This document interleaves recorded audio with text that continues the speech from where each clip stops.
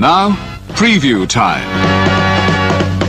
So let's take a look at what's coming your way.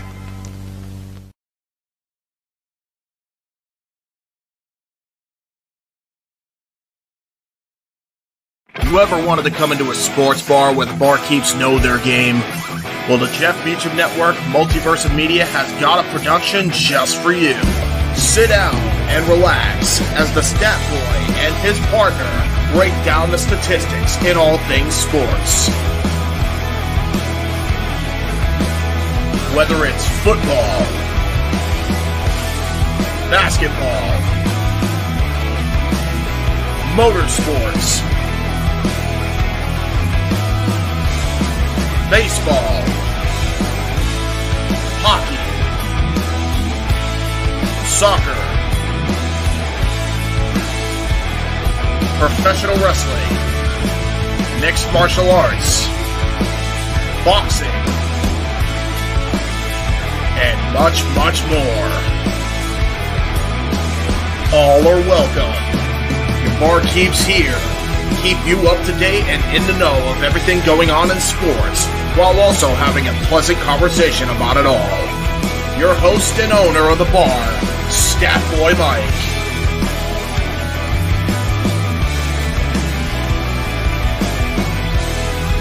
His partner in crime, Dory Lou. And a host of other guests coming in. The food's hot, the seats are warm, the drinks are ice cold, and the sports talk is plentiful. Casa E18 Studios presents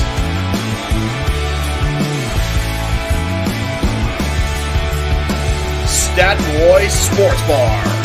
Take a bar stool and enjoy the show.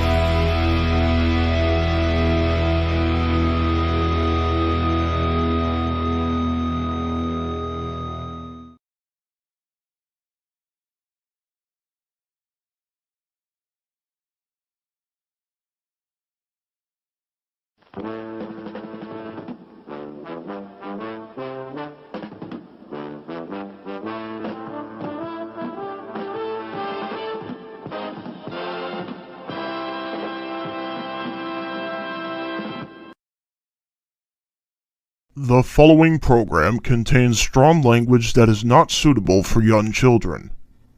Viewer discretion is advised. The Jeff Meacham Network's Multiverse of Media. For over 15 years, the recognized symbol of excellence and the standard bearer in coverage of sports and entertainment.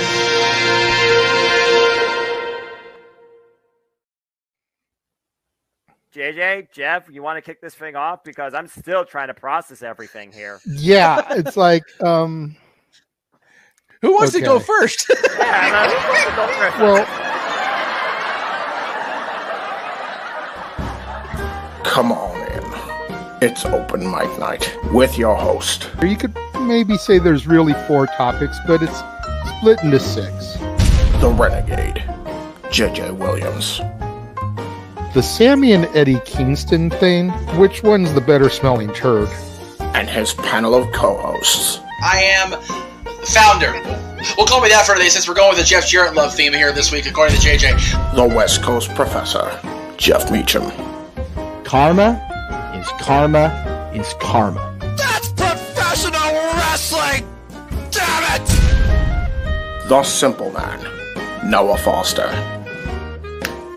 It's showtime! Yeah! How you doing, JJ? How you doing, Jeff? James. Yeah. And the He-Man, James Hebert. Imagine Bill Burr, Joe Rogan, Paul White, the Baldies! There you go! It sells itself! Get in there! Short his ass and shit the bed. He's not Amber Heard. Give it time, JJ, give it time. No, I'm sure Jeff has some stuff that... Dumb move. Just don't pull this bullshit again. You get one. Sony needs to stop caring about the ratings. Bradshaw said as long as the ads are in place, we're not going to lose that third hour.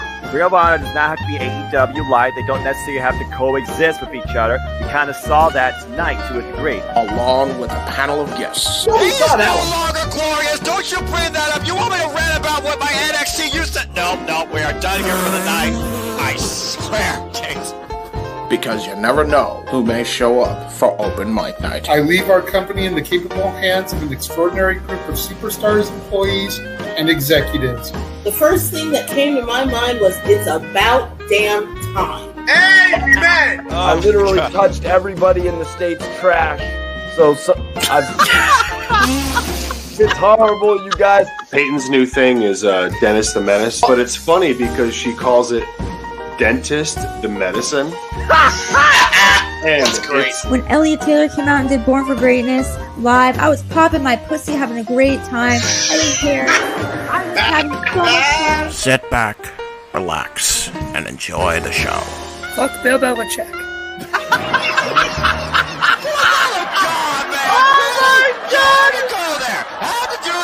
Football thing. We end it on wrestling, and then you bring in that shit. That's just how the thing goes off the damn rails. Brilliant, brilliant.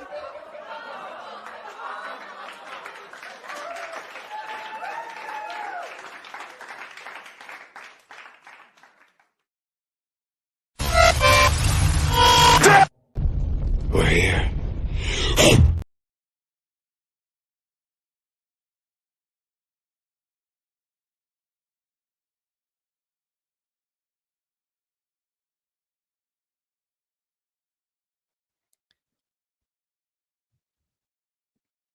What is going on, everybody? Welcome to the Saturday night shenanigans that are open mic night. I, of course, am your host and moderator, the Renegade of Wrestling, JJ Williams. How is everybody doing this evening? Good to see everybody showing up already, 40 deep and growing here on this Saturday evening, Memorial Day weekend. Going to take a moment. We're going to bring in the rest of the group here, or maybe not. We'll go ahead and hold off a second because the man I was about to bring in just disappeared. So we'll stall for a second. Oh, there he is. And now he can't hear us. Awesome.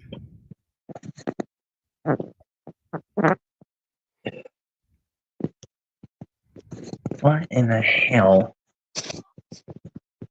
We hear you. Can you hear me?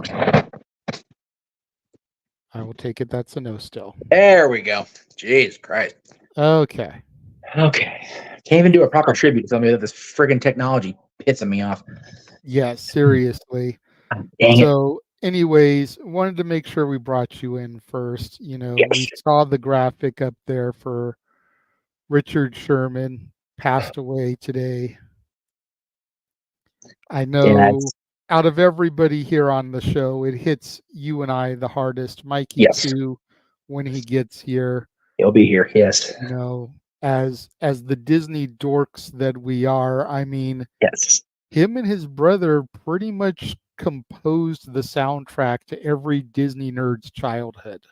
I was going to say, if you are a Disney fan and you've not heard a Richard Sherman or a Sherman Brothers song, then you're not really a Disney fan at the end of the day. You're just not. Pretty much. I mean, for those of you out there, he did songs for The Parent Trap, Sword of the Stone, Mary Poppins, The Jungle Book, Chitty Chitty Bang Bang, which granted not a Disney movie, but it's a Dick Van Dyke musical. It may as well be.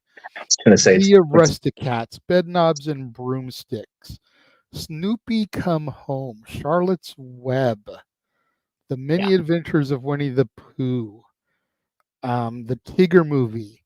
Yep. He did songs for the theme parks. You know, there's a great big beautiful for tomorrow for the Carousel of Progress. We're talking Miracles from Molecules, Adventures Through Inner Space. We're talking the Tiki Room for the Enchanted Tiki Room, and probably the one song that, although him and his brother composed millions of songs that everybody loves, the one song that grown-ups despise. It's a small world after all.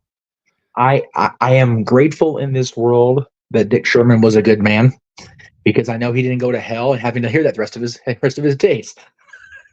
Because that would be his personal hell, having to listen to that for all time. So I'm glad he was a good man. It's funny though. I was there yesterday. I almost went on Small World, just because it's so random that I do, and so rare that I do. I figured I'll go ahead and try it, and we ended up not going. And now I'm like, oh, I should have gone. Didn't do Tiki with me there. I get that, man. I mean, it's like it's one of those things. You know, we've been talking about it a lot the last 48 hours with the Owen Hart tributes. You know, don't take anything for granted. Right. And you had the opportunity to write it. You contemplated writing it. You ended up deciding against it, and now he's gone. You know, it's the 9/11 theory. Yeah. He passed away because you didn't write it. I'm kidding, of course, but you know, it gotta try to find the way to lighten the mood here. This is open mic night after all. We will be giving more tributes to Richard Sherman throughout the night. We will definitely be ending the show with a tribute to Richard Sherman. But yes, let's go ahead and bring the rest of the Island of Misfit Toys in here. Yes, the Band of Brothers. We're going to bring in the other MVP of the multiverse, it seems. You can see this man on his own channel, Rage of Wrestling. You can see this man on NoDQ.com. This man was here yesterday because we thought that I wasn't going to be here, and then I was here. And he came and helped me with the pre-show today for King Queen of the Ring. Mr. Reliable, Walter Cruz. Still looking dapper. You know, there was no way he was going to compete with Noah, but he wanted to show a little bit of respect for Noah, the way that he's always messing with him and we're messing with him. So still in his dress shirt, looking spiffy. What's up, Walter? Yeah, I'm doing fine. Even better. I was dead half sleep, and then the Celtics make this crazy comeback. Literally won the game with 1.7 seconds left, and it woke my ass right up. I'm ready to get into these shenanigans now. That's how we do, and there will be plenty of shenanigans, you know. It says it in the chat rooms. And go ahead and say it again before we bring in our next panelist for the evening, but this is going to be a very free-flow edition of Open Mic Night. I was not expecting to be here tonight. I was going to be working. I thought I was going to be doing a full 8 because my managers have told me, when you're scheduled, expect to do a full 8. So I went in at 2 o'clock today. I expected to be there until 10:30. But I went in there. I found out it was basically my test day for training and everything. And they were like, you're not going to take a lunch. We're going to supervise you for a little bit, kind of scout you, give you the test, and then you'll go home after that. And ended up not even taking the test. I passed, didn't even need to take the test.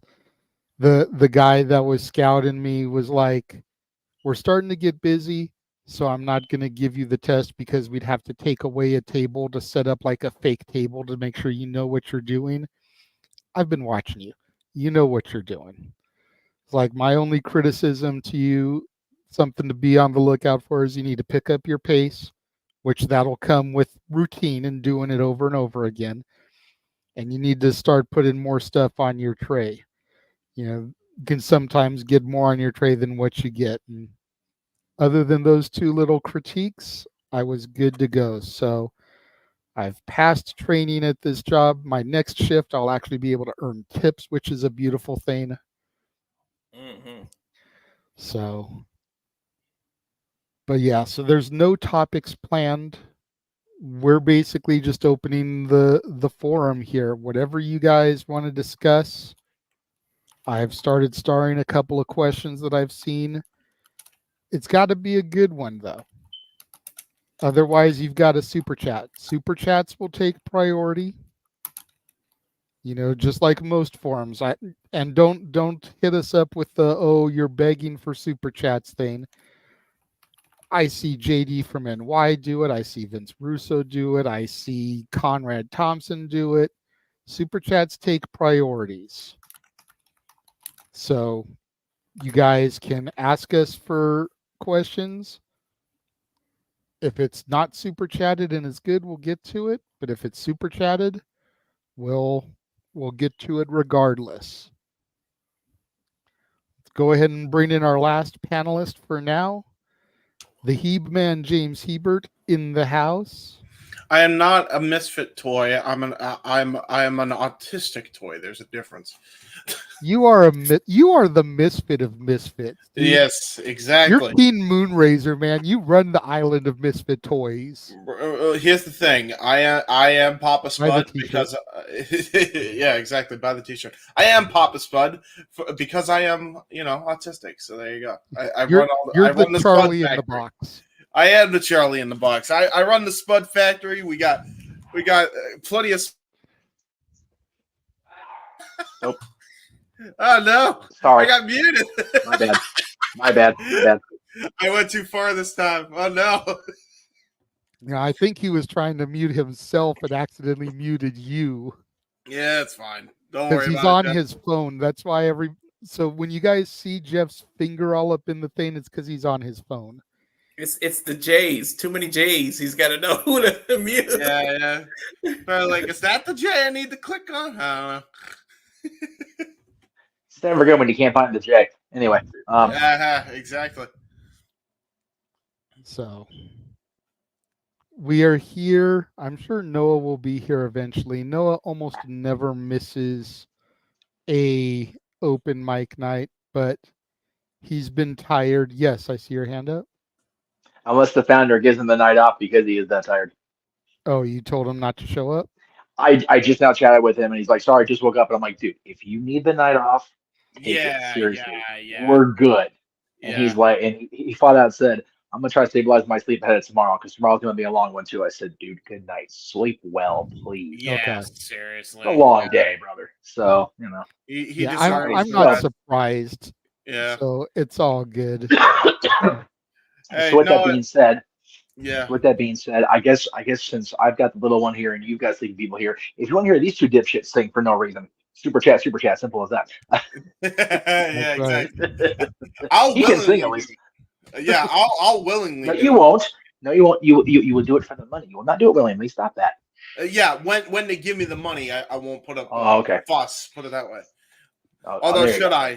Because that's always the fuss. Always the fuss. That's the gimmick. No, don't do that thing that I actually like to do. Please don't do that. It's not like I have a video with 1.5 million viewers or anything. Please don't do that. Please. Okay. So we'll give James a song to sing that I know he won't want to sing. Ah, there you go. So no. I got the perfect song. I got the perfect song. And I'm gonna make people earn it. So for $30, 15 to Jeff's page, 15 to my page. Ooh. James will sing Hanson's Mbop, the indie wrestling theme for the Young Bucks. Again? Haven't we done that? I swear I did that as Christopher Walken once, didn't I? I don't think so. No. I am fairly positive I did. I swear I did. If somebody can find it in the archive before we get there, then we'll pick something up. Yeah, I swear it happened. The reason I remember is because I was like doing the bop, and then you were dying laughing. Yeah, well, anytime you do Chris Walken, I'm on the floor anyway. So really, that's true. But this time he'll actually have to sing it normally. Yeah. No gimmicks. Oh, there you go. Oh, damn it! All right, now you take the fun out of it. Damn it! That's why. All right. Yeah. There you go. Now I'm doing no. You succeeded. What is it that you want to rant about, Arlene? I think that's the better question. Right. Because we, depending on what it is you want us to rant about, I think would depend on how much we need you to super chat. Yes, True that. Arlene, give us about $25 and let JJ go off about Liv winning this title, please. Oh, Jesus! God. So you God. really want to inflict that on people? Wait, so she won against Becky? Yeah. Walter's- Let's say Liv Morgan. Oh, Well, you heard what Walter said. I will stand by that $25, and I will go off on Liv Morgan. Are we splitting it down the middle still? It's hard to split 25, 1250, and 1250. So just do 26. Do 15. Do 15 to mine because I'm the one ranting 10 to Jeff. There you go. Okay. I feel like that's a. And then the next one will make sure it gets more to you. There you go. Yes, I'll just take the pay cut without authorization. Sure, why not? Well, like I said, I'm the one doing the rant, so he's not wrong. He's not wrong. No, I know. Oh God, I can really talk anyway. Since we have the freaking excited in the green room, let's go ahead and bring Stat Boy onto the stage. You're talking about ranting hello. We're also talking over somebody. How about we let us introduce you? Exactly. Couldn't just be patient and wait for us to bring you on the screen. Well, you're talking about what got me started in the podcasting business, and here I am. That's true. That's true. All right. Emmanuel makes a good point. How about we make it $30 and Jeff rants too? So 15 and 15. I'll rant about something else because I actually don't mind that she won. There you go. 15, 15. 15, 15 let's remove Jeff from the thing here. No! How about this? Wow. JJ rants about Liv, and Jeff rants about the Jeff can rant about being taken off his own fucking show. Wait, Jeff, I got it. It's for the bit, JJ. I'm sorry. There we go. Okay, see, you shouldn't be in the producer studio anymore. Yeah. What are you doing there? Hey, listen. I had to get one back for you, Jeff. It's okay. Well, Here's the boundary. I'll log off after this, I promise. I had to do it. James, here's the boundary, and here's what you did.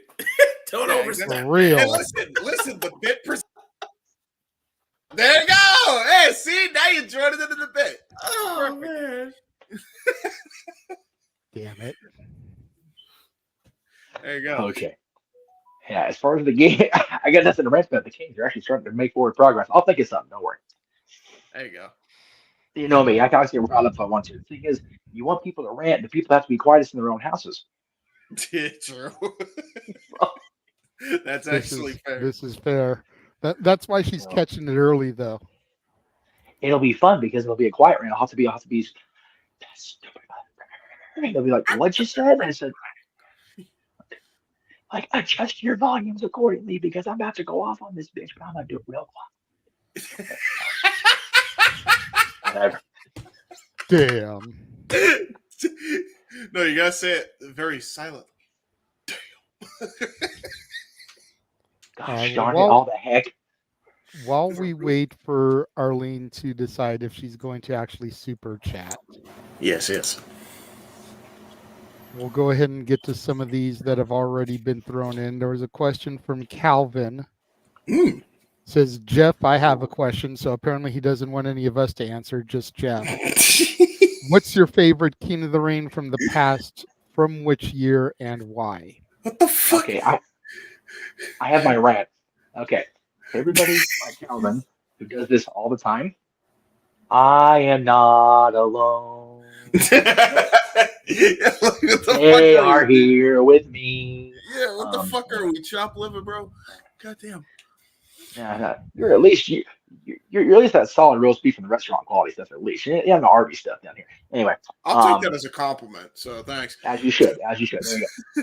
Okay, well, since I was asked the question, I will gladly answer it. So we're talking just the pay-per-view King of the Rings, right? Yes. All right. God, it's really hard to argue with the 2000 show between the bracket and the other matches. 2001 was a solid show too, though. You had that amazing match with Shane McMahon and Kurt Angle that everybody, not just Greg Sherry, talks about. Yeah, to tell how's the heat in Texas? Oh, fuck me. This they're posted 98 degrees. I'm like, are you really? And I get it. 98 degrees in Texas is hot because the shit sticks to you. So, shit was hot when it was 98, like one time here. So fair enough. 98 in Texas is, especially in May, is bad. So I don't begrudge her a friggin' bit for bitching about it. But to be fair, she went all the way there to see somebody she can't even really see. So it's like, why make a trip?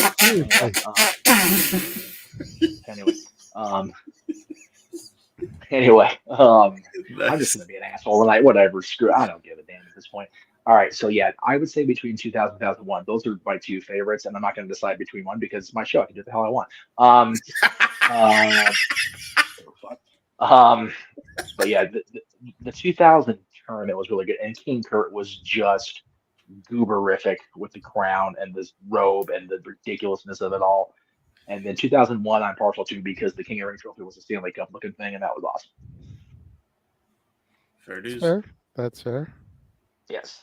I guess none of us were asked the question. So you don't get to ask. Just Jeff was asked, so yeah, that's right. All you fans can bow down to King Jeff of the Ring for that one. That's right. I guess we are John Cena because you can't see us. I guess King Jeff of the Garretts.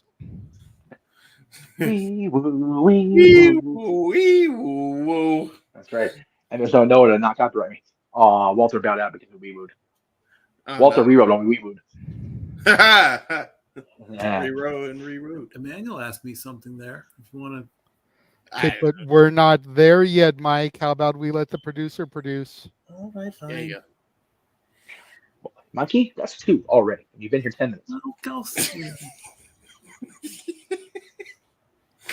I have not begun to piss off the family yet. Okay, good to know. Because we did get a super chat from Arlene. Yeah. And super chats take priority. Host of his own show, who should know that already. Mm-hmm. Let's hear your rant, JJ. Okay. I will. Where to begin with this? So, for starters, I was hoping I wouldn't have to do this, but no, I seriously, because I went off enough about it this morning. I legitimately think I scared Josh, because the minute Jeff showed up, he was like, "Oh my God, it's my Lord and Savior, Jeff Meacham, here to protect me from the evil devil, JJ." Yeah.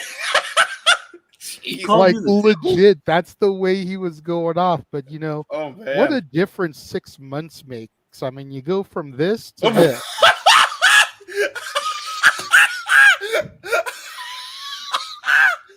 WWE, the company known for rewarding people that get arrested. Oh, right? Just ask the Usos. And you already made the Britney Spears reference, so look, that's the same thing too. From that to that. Oops, she did it again.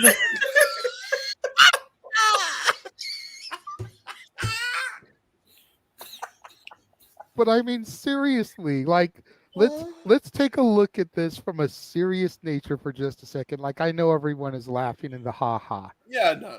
But let's for just a second. I don't know about any of y'all. But if I got arrested, my job would suspend me, probably fire me, if not definitely demote me and limit my hours. Yeah. Not put me as the final 2 in my first match back, and within 6 months award me with a championship. After I legitimately injure the champion.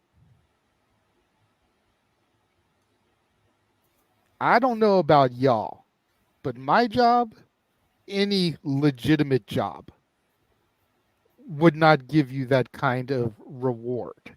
I see you, Jeff. It's my rant. Hold on. Liv Morgan.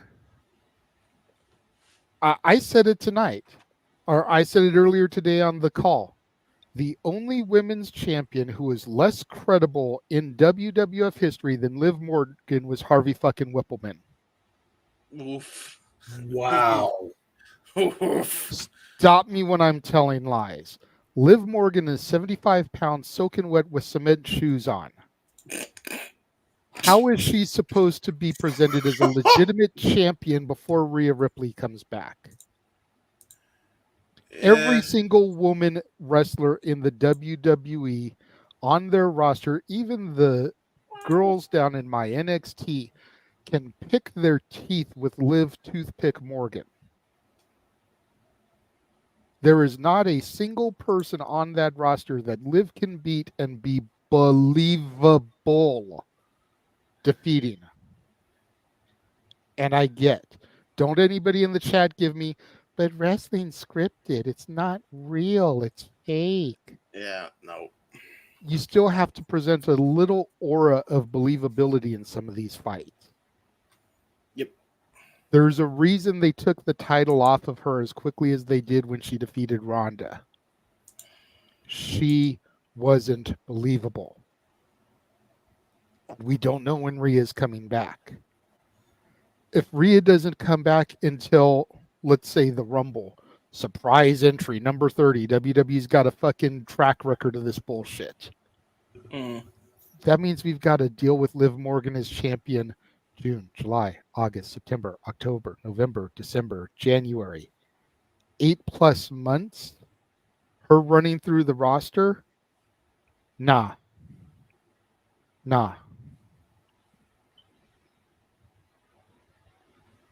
There is no money in Liv Morgan versus anybody unless it's Rhea Ripley. None. That's why Nia Jax won Queen of the Ring. Because there's no money in Lyra versus Liv. There's money in Lyra versus Becky, but there's no money in Lyra versus Liv. Mm-hmm.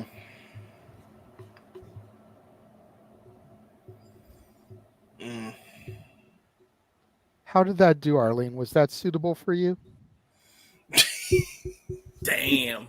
Jeff, I saw your hand up a few moments ago. What is it you'd like to say? And then you can throw to Mikey when you're done, since he just raised his hand. I really did have a rant or a comment. I was just going to reply to what you first said. Any real, actual job would suspend you for what happened to Liv. She was arrested for possession, correct? I believe so. Okay, so Walter's job would be secure. Everybody else's baby. So Walter's job would be okay. That's fair. Okay. That's fair. Yeah, I'm good. Carry on. Carry on. I mean, Rob Van Dam had to lose 2 World Heavyweight Championships. Oh, God. Yeah, that. And again, that was also Liv Morgan gets rewarded with the championship. Hey, you know what, though? I'll say this, and this is kind of on topic because it's about why Liv got arrested. I still maintain that he and I discussing that back in 2008, long after he left the company and everything and kind of went on that road, President Biden took that huge step this week as far as having I forget the actual verbiage. Forgive me. I don't follow politics on purpose. But Rob retweeted it this morning when I saw it. There's going to be a much better approach to the handling of possession of and using marijuana for its proper purposes. So yeah, I still give Rob all the love for that, and people like Walter who help keep that business going and things like that, because it took several conversations, and at that point it was 3 years. It took even a couple more after that for me to open my eyes about weed and everything. So good on the president. If he's only got another year less than a year left on his term, this is one of the things you did right, Joe. So good for you. Anyway, but as far as Liv, I'm never a fan when somebody that really has earned it and deserved it gets taken down in the middle of what could have been an even longer run. That's Rhea Ripley. Do I think Becky should have got it? No. Do I think Liv should have got it today? No, I don't. Do I hope that it is a short-term thing rather than going all the way to WrestleMania? No. God, it's short. Yes, I do. But I kind of take the same approach I took to the show I saw last night. It was first back. It just happened. I'm willing to take a let's see what happens next approach with the story and the character development. The initial reward is not okay. No doubt about it. No. But I'm willing to wait and see what happens on Monday. What happens in Scotland and in Toronto and in Cleveland, and just kind of let it play out. She's young enough. Let it cook. See, and I wonder where things really changed for me, because if y'all remember when she won the briefcase and cashed in, I was in favor of her. I was the only person in this house that defended it. Everybody else in this house was pissed because she cheated to defeat Ronda. I can vouch for that. That house was upset.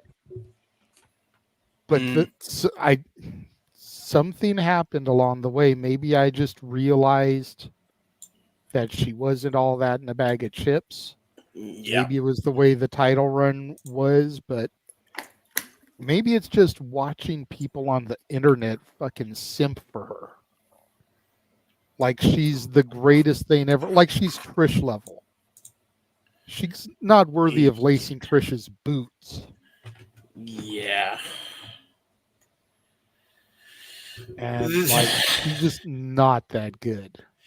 That's why I stay off social media for a majority of my day now, because of shit like that. That could definitely ruin your mood.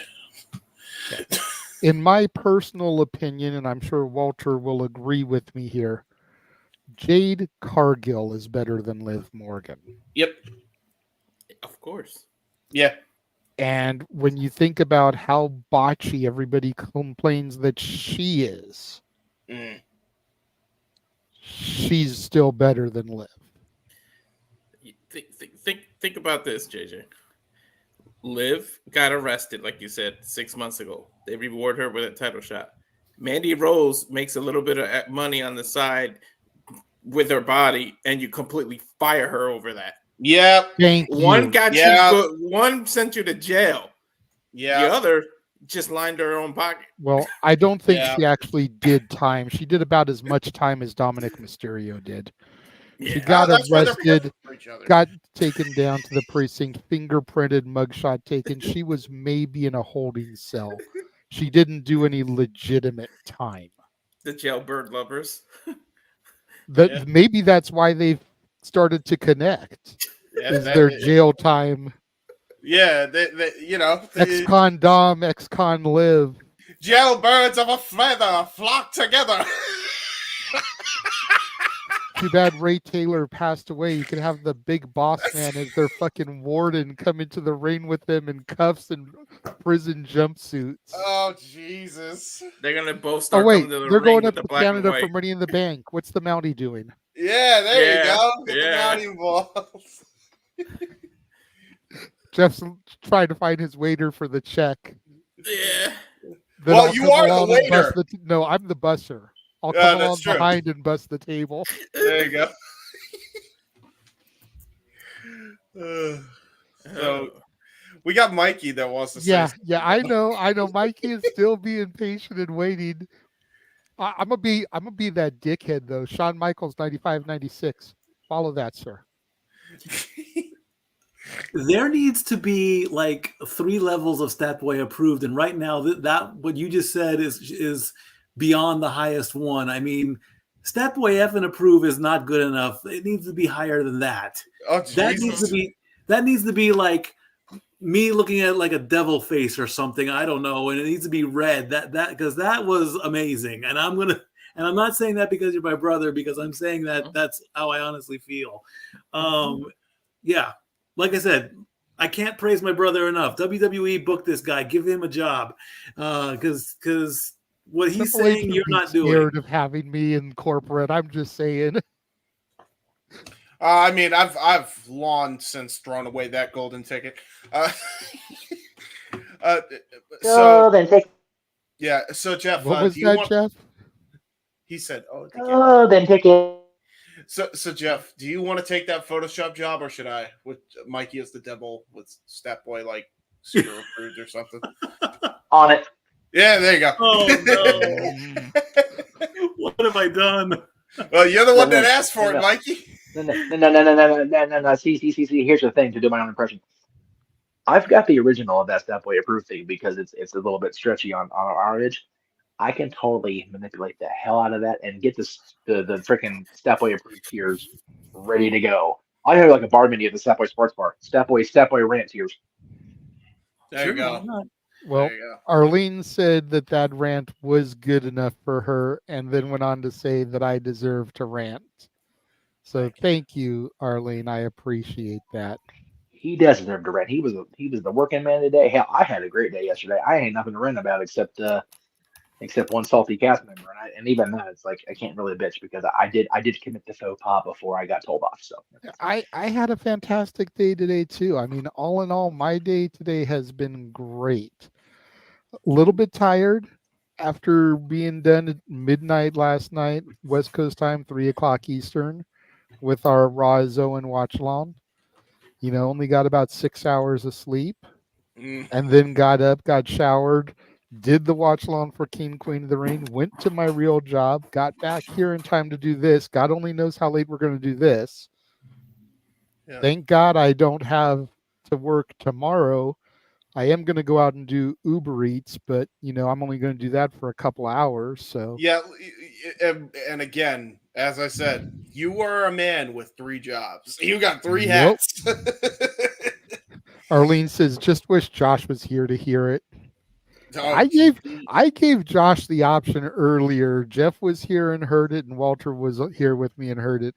I offered Josh the opportunity to super chat me $20, and I would stop shit talking Liv Morgan. Unfortunately, he's too broke to do it today, so he had to suffer. That's it. He's scared. He was scared, as he should be. There you go. Well, we did get one more super chat from Arlene, this one to Jeff's channel. So we'll go ahead and do that before we go to any of the other starred topics. Okay. How do we feel about Mercedes Moné claiming that she is the best wrestler out there? Nauseous. She's playing up to being a heel. No, yeah, it's like what she's doing. It's a funny thing because like we all talk. Well, not we all, because I'm not gonna lump everybody in. Everybody wants to see her back in the ring. But true. there are people that she's this horrible person outside of the ring. We even did a whole freaking topic about it with that video that ended up becoming JJ's outro. Thank you, JJ. Appreciate you, because she was such a raging whatever she was to that fan. And again, the fan was an asshole too, so whatever. Little quid pro quo there. But I know I said that wrong. I think people just can't find this. They can't make themselves differentiate between Mercedes Moné and Mercedes Bernardo. Yeah, like she's being the heel bitch because Willow Nightingale is just too sweet. She can't. I mean, she can get there and get angry, but she's not going to get venomous. No, right? Mercedes, we know can get venomous. We've seen it. Sasha Banks ripped the headband off of Little Izzy and danced around the ring just to be that bitch. And look at Izzy now. She's been corrupted. Much like we corrupted MJF at no DQ, Sasha Banks corrupted Little Izzy. Now she's a wrestler herself. See? Mm-hmm. Heels are bad people. And I'm not going to lie, but her next big match, I wish I could see, because she's going toe-to-toe with Tiffany Nieves, La Princesa from the NWA. What? That's going to be... Yes, that's going to be a banger, dude. Like, I love Tiffany Nieves. She is one of my favorites on the NWA weekly television show. Izzy's fighting her. The Bailey fan is fighting the Bailey her. fanatic, the Bailey hugger, yes. is going toe to toe with Tiffany Nieves. Izzy's good, man. She's really come a long way in a short time. So she'll be Good signed on by her, Tony but yeah. Khan next. Ah, she's 19. Oh, Sign God. her up. Oh, Jesus. Okay. The way I put Okay. that. Oof. Okay. Okay. Okay. So there's rant number 2. So I'm gonna super chat for that by all means. Oh my gosh. God, if Tony signs her, I swear the only way it works is if she actually fights Mercedes. Then it makes all the goddamn sense in the world. Right. But yeah, Tony Khan signing her for any other reason is just that. Like, here is how we bury Izzy Marino's career. Step 1: sign her to AEW. That's it. That's all we need. Okay. Now, Yeah, 'cause I was about to say they already did it with Billy Starks. They already did it with Billy Starks at 18. Oh God, right. Anyway, I was talking about Mercedes. Yeah, it's like she's playing up the heel. Like now, if we get more of it that's geared more toward outside of the ring stuff, then you can say, okay, yeah, Mercedes Bernardo's a bitch. Like whatever, she's just a rotten human being or whatever you want to phrase it. But as long as she's going to play the heel challenger to the championship, or after tomorrow, the heel champion, just saying, then I think it's just one of those people are again having a hard time differentiating between social media and the real people. Really quickly before I say my piece. Nice. Dude, that's so crazy that she's a wrestler now. I remember Good for that her, match though. to this day. And she's challenging for the championship. I forgot about that. Oh yeah, the MPW. So she has the opportunity to dethrone La Princesa of the MPW championship. That's awesome. What the heck? Oh my lord. Well, I mean, think about it. She was a little girl, yeah, but that was 9 years ago. Yeah, she's 17. Yeah. She graduated high school just the other day, a year early. Yep. Oh wow. So not only is she athletic, not only is she making waves on the scene, but she's a smart cookie too. Yep. Nothing but the best for Izzy. I'd love to try to be able to get her to come onto the show. Yeah. I'd love to be able to secure an interview with her. Maybe not this show. No, this show, damn it. This is where we do the interviews. Yeah, we can be on our best behavior, but if she's a wrestler, she's been in locker rooms, she's heard worse than this shit. Yeah. He's probably seen some of the females pop their pussies, okay? I'm just saying. For God's sake, get that check. For God's sake, the problem is he's probably not wrong. He's probably not wrong. I know. To the question in the super chat about Mercedes. Yes. I kind of agree with the comment that was put in the chat here. She's, in my opinion, she's not even the best of the horsewomen. You know, my whole contention is this. AEW says that we're the best wrestle. She's been signed since March, hasn't had a match yet. She must not be that great of a fucking wrestler. Otherwise, they would have rushed her out there. Period. End of story. Yes, I get that she's still injured. She's not medically cleared. But don't sign her till she can compete. You don't need to have her under contract this entire time. Tony Khan's known for rushing things. They could sign her 2 weeks before Double or Nothing, and she still have this fucking title match. Yeah. And then there might have actually been a little bit of, oh my God, is Willow going to beat Julia Hart? Because we wouldn't have known that fucking Mercedes was just standing there waiting in the wings. Yeah. You know what I mean? Wrestling. Like, you want to talk about telegraphing how fake this shit is. Like, the minute we saw Mercedes show up, we knew she was going to defeat Willow for the TBS title that she hadn't even fucking won yet. Yep. Just saying. I am not Mercedes' biggest fan. I think that goes without saying. Part of it is what I have seen from her at conventions, whether provoked or unprovoked. Not just the signing with the douchey fan where I snipped the thank you JJ for my outro, but you go back to when her and Trent first walked out. And Trinity would be taking pictures like right next to the fan, hugging the fan, and Mercedes is like, nah, you're fucking 6 feet away from me. Go stand next to Trinity. I'm not getting close to you. You can't sit here and say that that's all heel work. Part of that is who she is. Yeah. And I just don't stand for that when people pay that type of money to meet her. Rewind back to Resurgence last year. I wanted to see her win. Had Jeff and I gone, we would have loved to have been close and seen Mercedes win a championship in our old stomping grounds in Long Beach, California. We were shocked as fuck that Willow won until we got the full story of Mercedes' injury. Ended up being the best thing for Willow.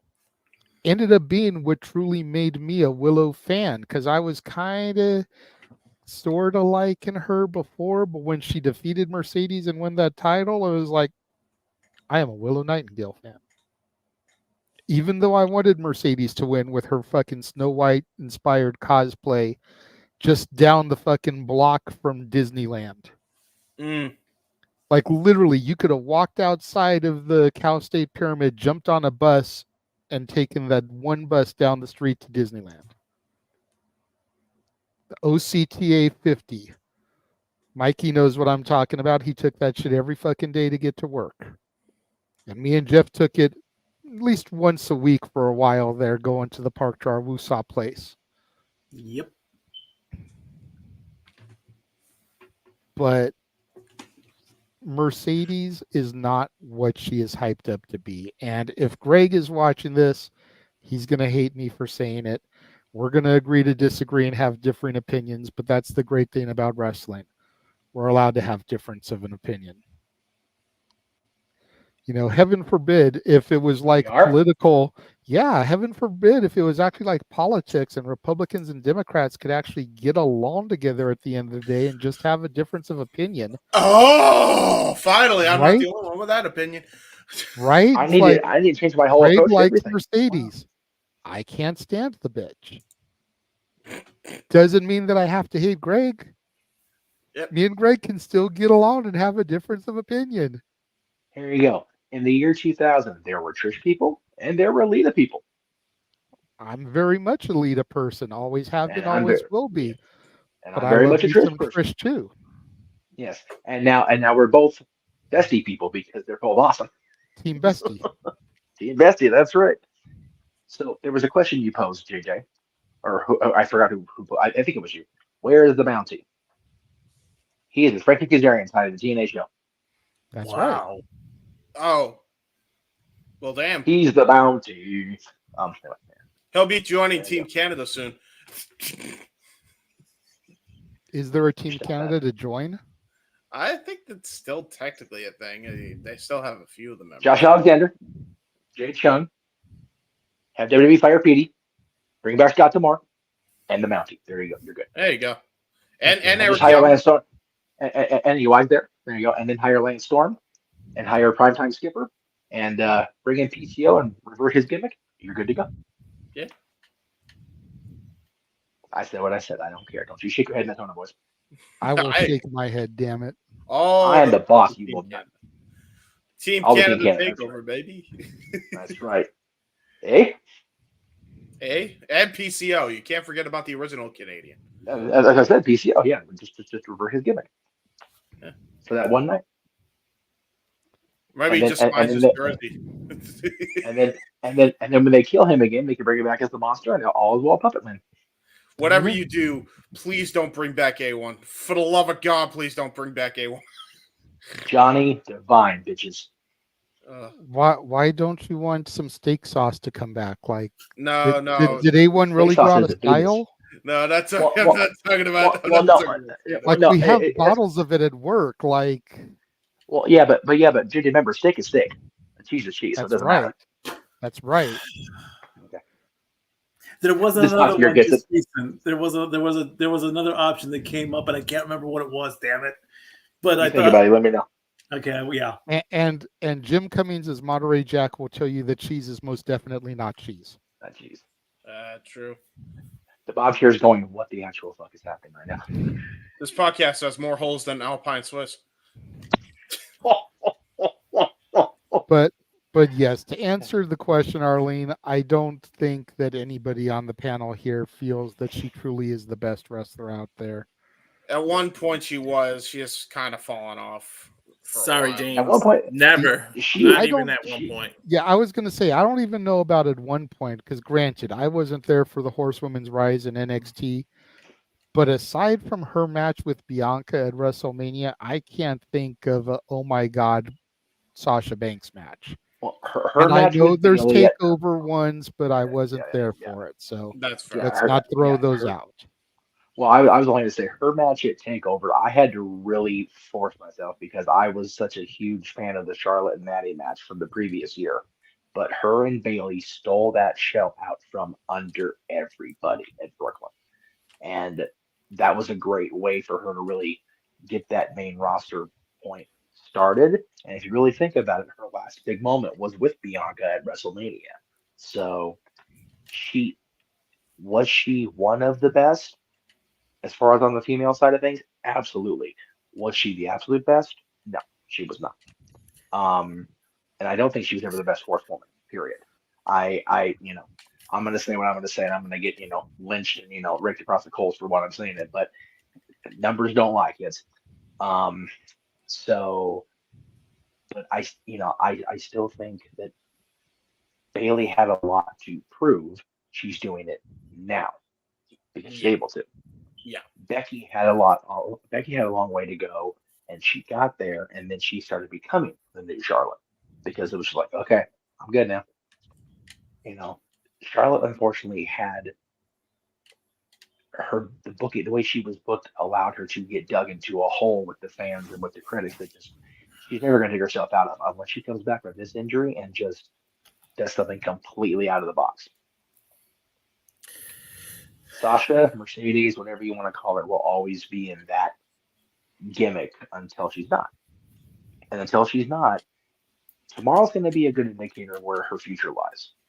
If her and Willow can have a banger of a match and her character can maintain throughout a run, or better yet, her character can maintain if she doesn't win the title.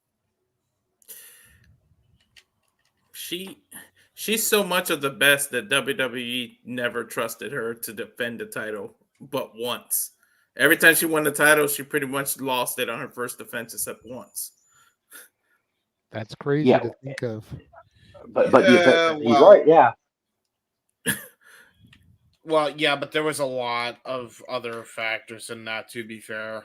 Like, even if you're not the biggest Charlotte fan, Sasha fan, there was a lot of backstage politicking and just general. Well, but again, that's what we're. No, I will forever, because I never heard about this with Charlotte and Sasha, but I did hear about Charlotte and Becky because I was literally in international waters hearing about that drama and bullshit. Yeah. So it's unfortunate that two very talented people just couldn't find a way to remain getting along because they both came into WWE together, the two of them, and the four of them did really. So but yeah, was Sasha, Mercedes, whatever, ever the best female wrestler on the planet at any given time? I don't believe she was. No. Yeah. I'm on the same boat as Jeff. I'm fine with Mercedes Moné saying it. I'm not fine with Mercedes Vernano saying it. No, because it's not accurate. It's just not. No. I mean, it goes with her CEO gimmick. So, I mean, by all means, lean into it. Sure. Yeah. Yeah, absolutely.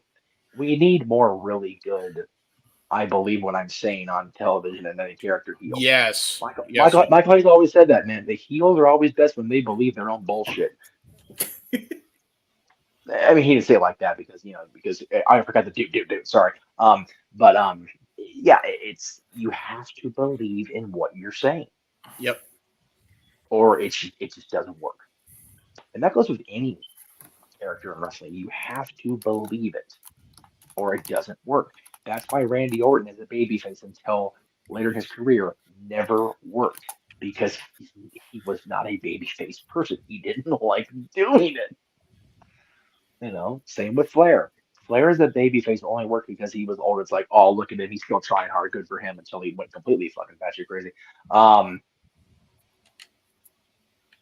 But, Hogan. God, Hogan believed his own hype so much because everybody else behind him was feeding it to him.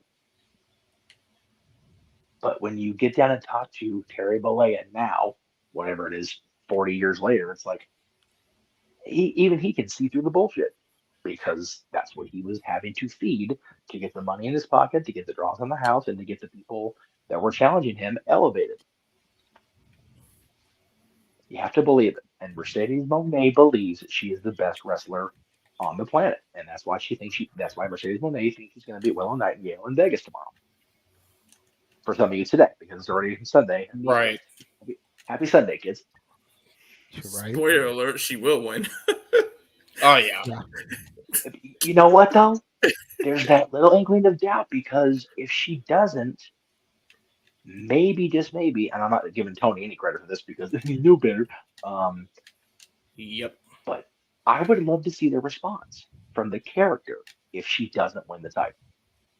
I'd love to see the response from Stokely and Willow and Chris if Willow retains. That interests me more than Mercedes winning. Mercedes winning, it's like, okay, well, I expected it, whatever. It's not a surprise. Right. That was a hell of a discussion for a super chat that kind of was looking like it was going to go nowhere. Yeah, right. That was great. I love it. That's why this show works. Yep. All right, now we're in. I love it. I know. All right. Well, since he was so eager to answer Emmanuel's question to him, let's go ahead and go to Just for the Stat Boy. Stat Boy Mike, what is your favorite stat?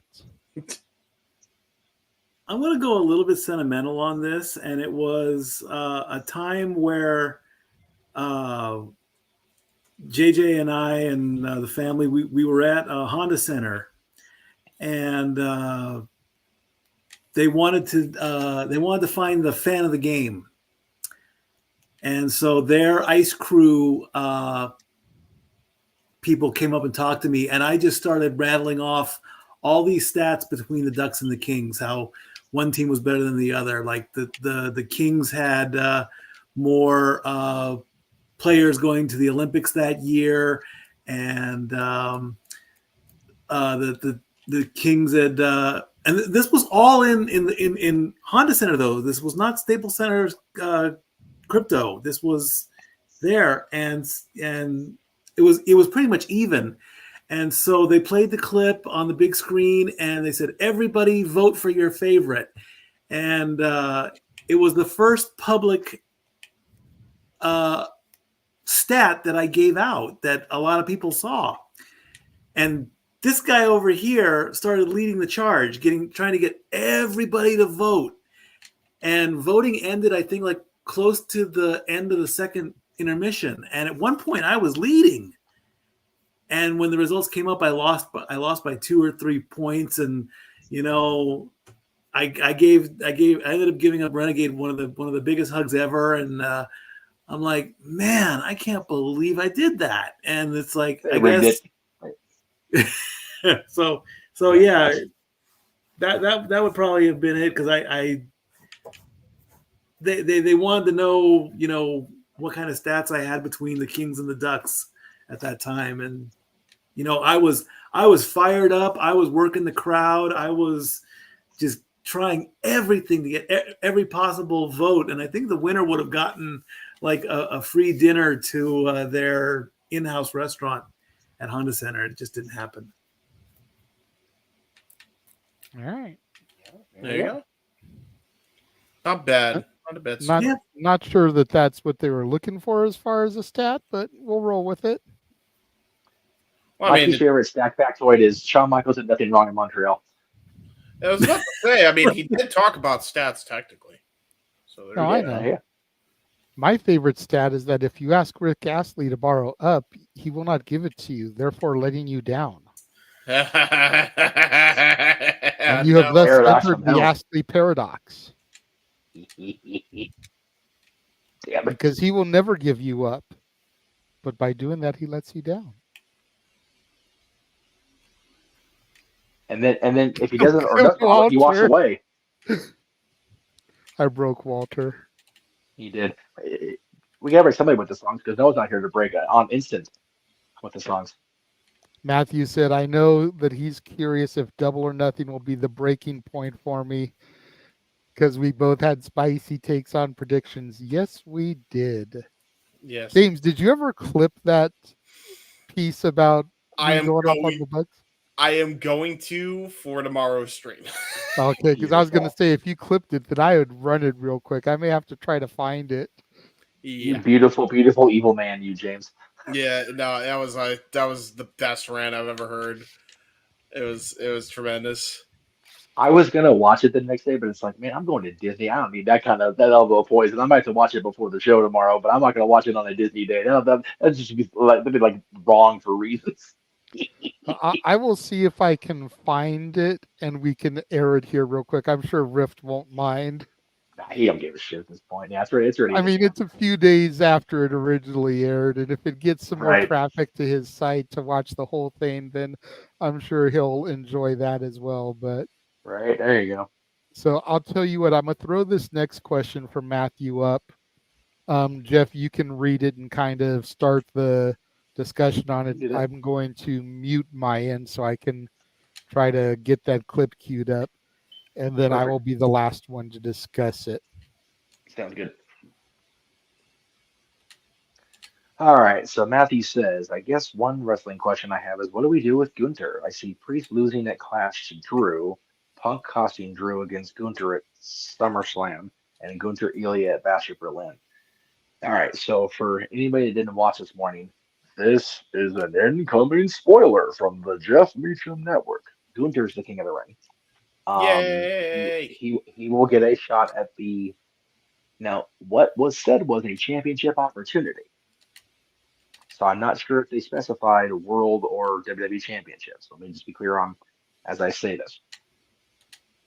What I would do is have Punk cost Drew at the Clash, and I know it was talked about this morning because I caught the tail end of the coverage because I was trying to go in and out of consciousness this morning when I first got up, or this afternoon, I should say. And yes, Drew would be screwed again in Scotland, and it would be sucky. But I still maintain the Drew Punk program, at least initially, the initial starting point, does not need the championship. And I think that's one of the marquee matches they've got penciled in for SummerSlam. So I wouldn't have Drew versus Punk at SummerSlam if they get at that point be for the World Championship, which means either Drew doesn't win in Scotland and it fires him up more, or if he does win it, he has to lose it quickly or get caught right away. Maybe even that Money in the Bank, which I think would be sucky. So based on all that nonsense, I think that Gunther will be the one to win the World Championship from Damian Priest. You can see that Damian Priest is definitely more and more heading toward a separation from the Judgment Day. Dom's not going to be a babyface. Ben's not going to be a babyface to the Judgment Day. JD's not going to be a babyface. He's just got a big giant head. So I don't think we're going to see that maintain. I also believe that if leave JD McFunko Pop alone. I shall not. I also think that with Priest's separation from the group, we will, God help us all, see the addition of Liv Morgan to the group, which when Mommy comes back, she can be full on babyface and go, oh, no, you did not just take my title and my group, bitch. And my man. 3 strikes, lives out. And JJ will rejoice for all It'll be a thing. All you have to do is just use our imagination, right, Jay? Anyway. So I think that Gunther will challenge and defeat will not defeat Damian Priest at SummerSlam. Because I also think that Gunther Ilya doesn't need the World Championship that soon with both of them on the main roster. Them being in a championship struggle is a big format for me. So I think that Gunther will actually win the championship at Berlin, whether it's Priest or not. So I appreciate you asking me what time it is and I told you how to make the watch to do it. So there you go. There you go. Whoever wants to go next, I don't care. I'll go ahead and go now that I'm back, and then we'll go to you, Mikey.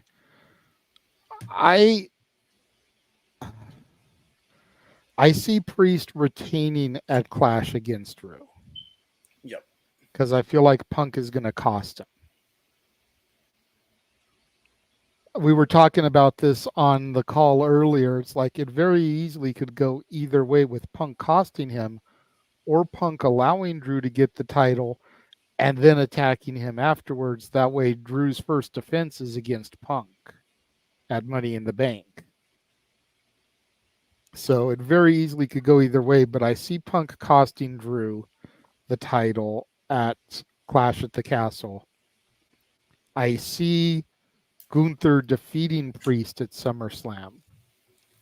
I don't see Gunther versus Ilya at Berlin because I feel like Ilya needs to really do something to earn the title shot. And as of right now, I don't think he's worthy. The only way I could see Ilya versus Gunther at Bash in Berlin is if Ilya becomes Mr. Money in the Bank and cashes in after Gunther's title defense. That's the only way I could see that happening. But I see Gunther walking into Berlin as the conquering hero, already having become the champion. Because you figure he's going to get that babyface pop there. Yeah. So better to go in and get the babyface pop already champion, I think. Yeah. That's how I see that one going. Mikey, go ahead. I would say that I want to see a trilogy between Gunther and Cody, if it's possible. It's definitely possible, but why that over? And you've got to figure Raw and SmackDown. Yeah, that's where the problems lie within. If Gunther does defeat Priest, that's the top spot. We get that. Yep. Could you see champ versus champ, Cody versus Gunther, champion versus champion at Survivor Series? Only if they're doing that brand supremacy thing, and I don't want them to go back to that. And if he does beat Priest, would a 600-day reign as that championship mean something? Don't give him Roman levels, because we've discussed that many times in the past. We don't need to go with that again. But would it? Well, you wouldn't need Gunther, I think, to have a 600-day championship run because you've got the Money in the Bank briefcase. That's how you get out of him having a super lengthy run and it not weakening him because you cash in the briefcase after he's already defended the title on his promo. Yeah. Yeah. We do not need any title reign for at least 5 years to go past a year. Right. Period. No title reigns need to go past a year, and even a year I feel is a little bit pushing it. You're basically going Mania to Mania. That I can understand to a degree, but anything past that, you're pushing it, I think, for at least 5 years.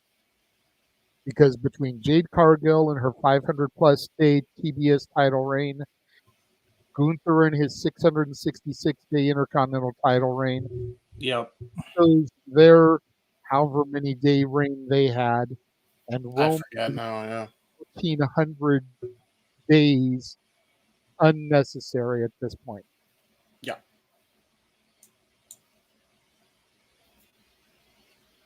Okay.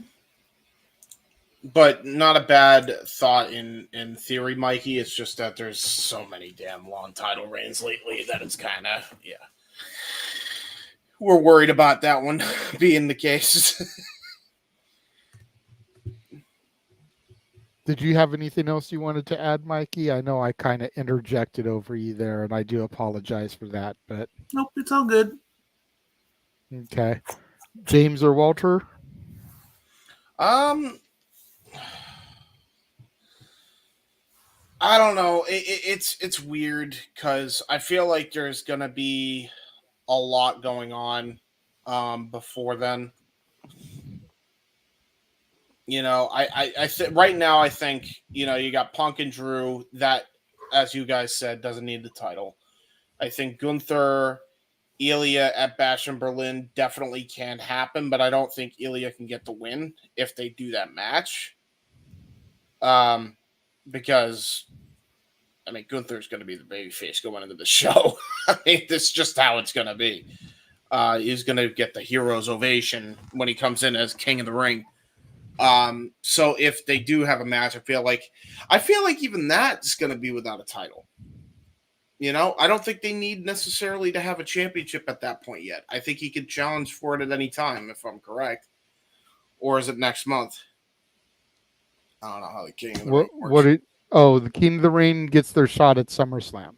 Okay, so I mean, you never know. Maybe, hey, for all we know, he might go after Cody and immediately try to. It's brand specific. Oh.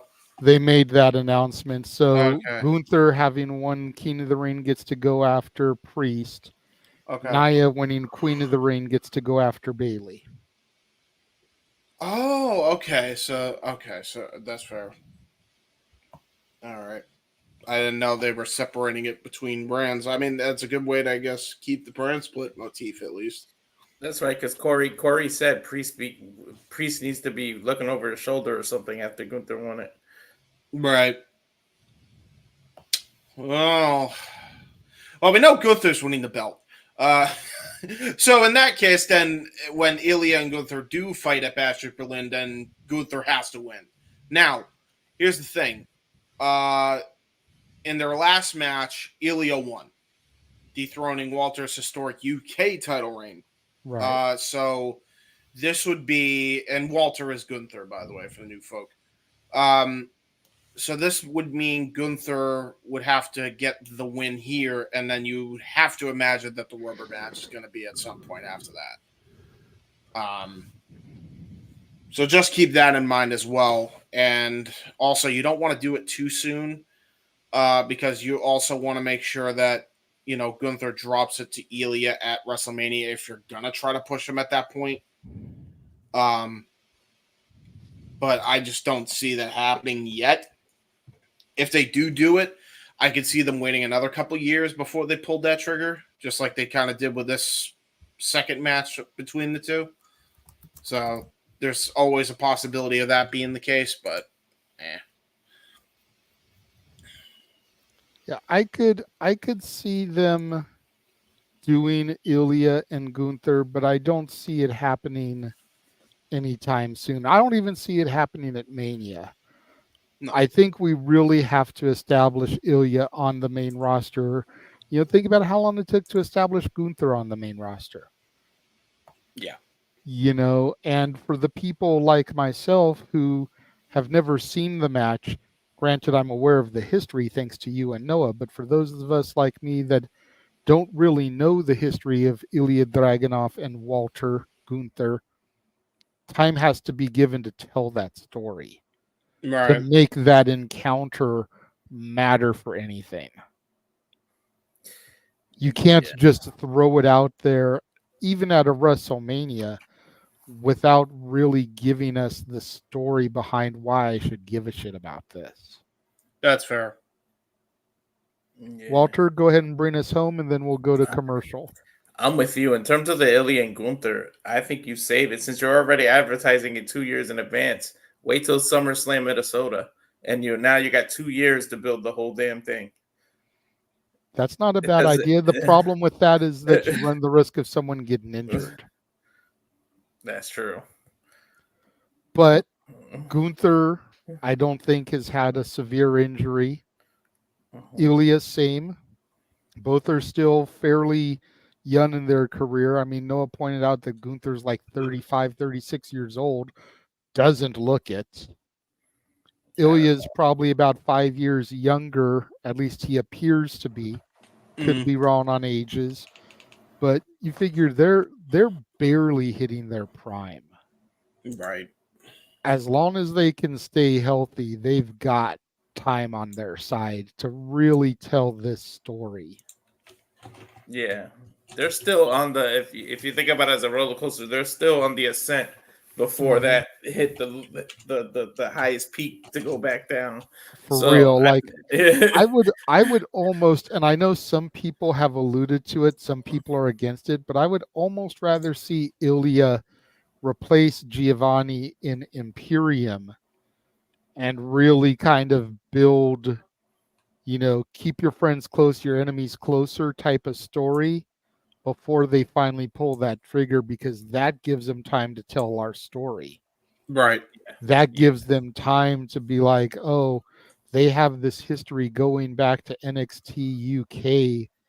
That's why they're aligned together. They've gone to war with each other. Who better to stand by your side and fight with you? Somebody you already know's battle tested. Like, they can build that story. And then when the betrayal happens, like it did to Vinci, we're off to the fucking races. Yeah, I definitely like that idea. But either way, you need time. But in terms of the question, I don't know how you do it or how you go about it, but the end result needs to be Gunther with that damn title. Like, I don't care how you do it, but he's got to do it. Now, whether I agree with you guys about Punk, and I know we talk about hot potato, like, you can risk it going from Drew to Gunther, but I'd just much rather, because that story is already kind of written in there, I'd rather have Punk screw Drew so that you don't hot potato the title, and Priest can lose it to Gunther at SummerSlam, because at least a little bit more time has spanned between WrestleMania and SummerSlam, where he had a little bit of a run and he can lose the title, and then the story becomes about Priest and Judgment Day, because that's eventually what is going to Priest lead, and then you build sympathy. He lost the title. Then now his friends in the group are turning their back on him, and now you got a white hot babyface again. Priest can turn into a babyface, building all the sympathy from that, and then we'll see what goes on after. So I think that's what you do here. But either way, Gunther's got to end up being the title, and I like him going in to Berlin as the champion, because like you said, you already know he's going to get the babyface pop. Why not just let him already have the title and get that pop? Agreed. All right, so we're going to take a commercial break. We're going to show James's trailer for his uncle's documentary, give people an opportunity to use the potty and grab a beverage if they need, and we will be back in just under 4 minutes.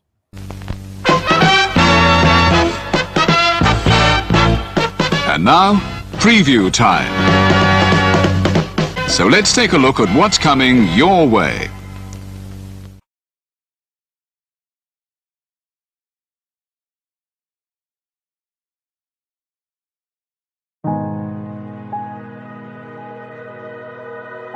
Gary Hebert, the man, the myth, the legend.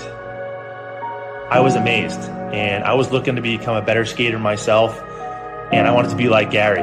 When you look at a guy like this, he's one of the most talented people in his profession. He's been given gifts by God. It can get frustrating at times when you're trying things that maybe don't come as quickly to you as other things, and you never really felt that sense of frustration with Gary. It was always about improvement and positive reinforcement. Was it really the end? Was that head injury really the end? God has called Gary to continue to be a blessing to others and to be a passionate example. My name is Gary Hebert, and this is the World Academy of Hockey, otherwise known as the Inside Edge. I would recommend anybody that have a chance to come to his hockey school. I think it'd be well worth it. It'd be rewarding to all the kids and anyone he coaches, from whether it's an adult, a professional player, to a little kid like a Mike or a Squirt.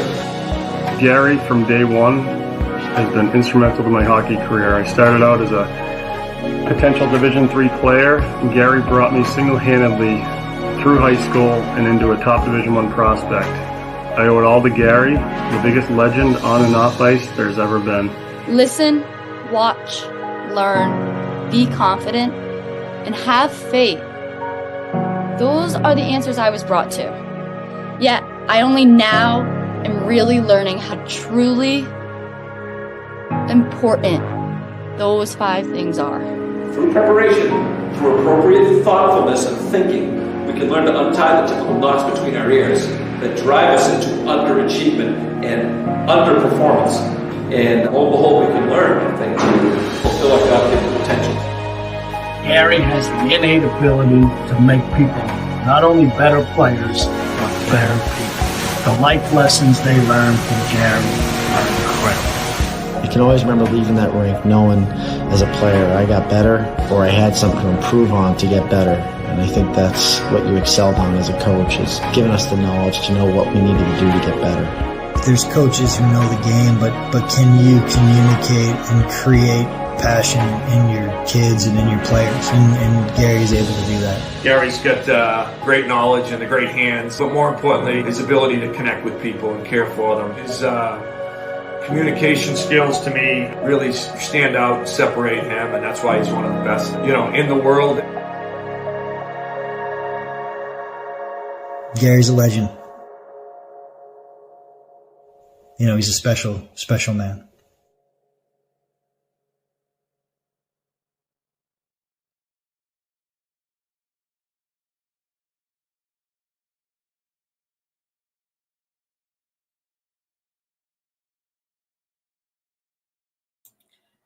It's coming along really good, by the way. I can't wait for it to be released. I'll believe it when we see it, James. You've been saying that for months. I know. It was supposed to be out at the beginning of the year. It was supposed to be out at WrestleMania. It was supposed to be out the week after WrestleMania. It was supposed to be out in time for May the 4th be with you. It's supposed to be ready at the end of the month. It is coming along, though. Like, there's so much good shit. I feel like this is that Guns N' Roses album, Chinese Democracy, that was like coming soon for 15 years. I know. Before it finally got released. Trust me, I'm not overhyping it when I say it. There's been so much that I'm going through that I want to make sure I don't miss anything, and neither does my uncle. Otherwise, this thing would have been out by now, but we don't want to try to make this into a rush job. You know what I mean? No, but at the same time, if there's that much good content, then make a sequel. At this point, JJ, that documentary is basically Bear. Remember how long Bear is coming? Bear is coming. Bear is coming. Real. Well, this will definitely live up to the moniker over Fear. I'll tell you. All right. Well, before we get into our next question that has to do with Double or Nothing, let's go ahead and take a look at that clip from the No DQ Double or Nothing predictions. JJ, what are your thoughts on this match? You really don't want me to speak on this one, boss. Let's hear it. We're live. This is No DQ. Are you sure? How many F-bombs do we get? Just one? I mean, go ahead. You got at least one. I got to try and figure out where to place it. Yeah, you got to be, just like in wrestling, you got to find the right timing to push the envelope. So this match right here, oh boy, is why AEW will never ever defeat WWE. This should be a feud ending match, not the first match in a series. This is where those putrid fuck Jackson brothers still are booking with their guerrilla mentality instead of trying to book a major league wrestling promotion. This should be at All In. This should be at All Out. This should be 3, 4, 5 months down the road, not the first match after this super elite has been formed. Just watch Rift's and if we're being honest, the guys that are standing up across from the elite shouldn't even be in the match. Nope. It should be maybe a guy like Darby, but it should be like your Sammy Guevara's. It should be your MJFs. It should be your pillars. It should be your originals. Or if anything, it should be guys like Jericho, MJF, Moxley, the champions, avenging AEW against these jokes.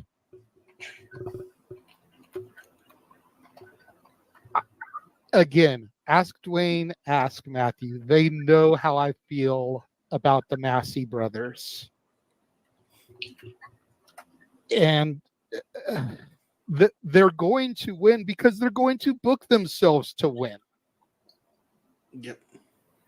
Why would they book their opposition to get the victory here? All right. That just makes zero sense. It's the only way Rod and Todd Flanders will ever be cool. Wow. And they've got Ralph Wiggum on their team. Whoa.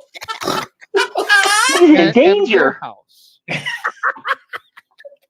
But somehow they're going to be the victors here. Oh, yeah. But John says, if you're always so negative with AEW, why you want to stream about it? Don't get it with this place. Look, I feel like I'm the most positive one here. And thank you for that. That was another pipe bomb. We've had quite a few drop tonight.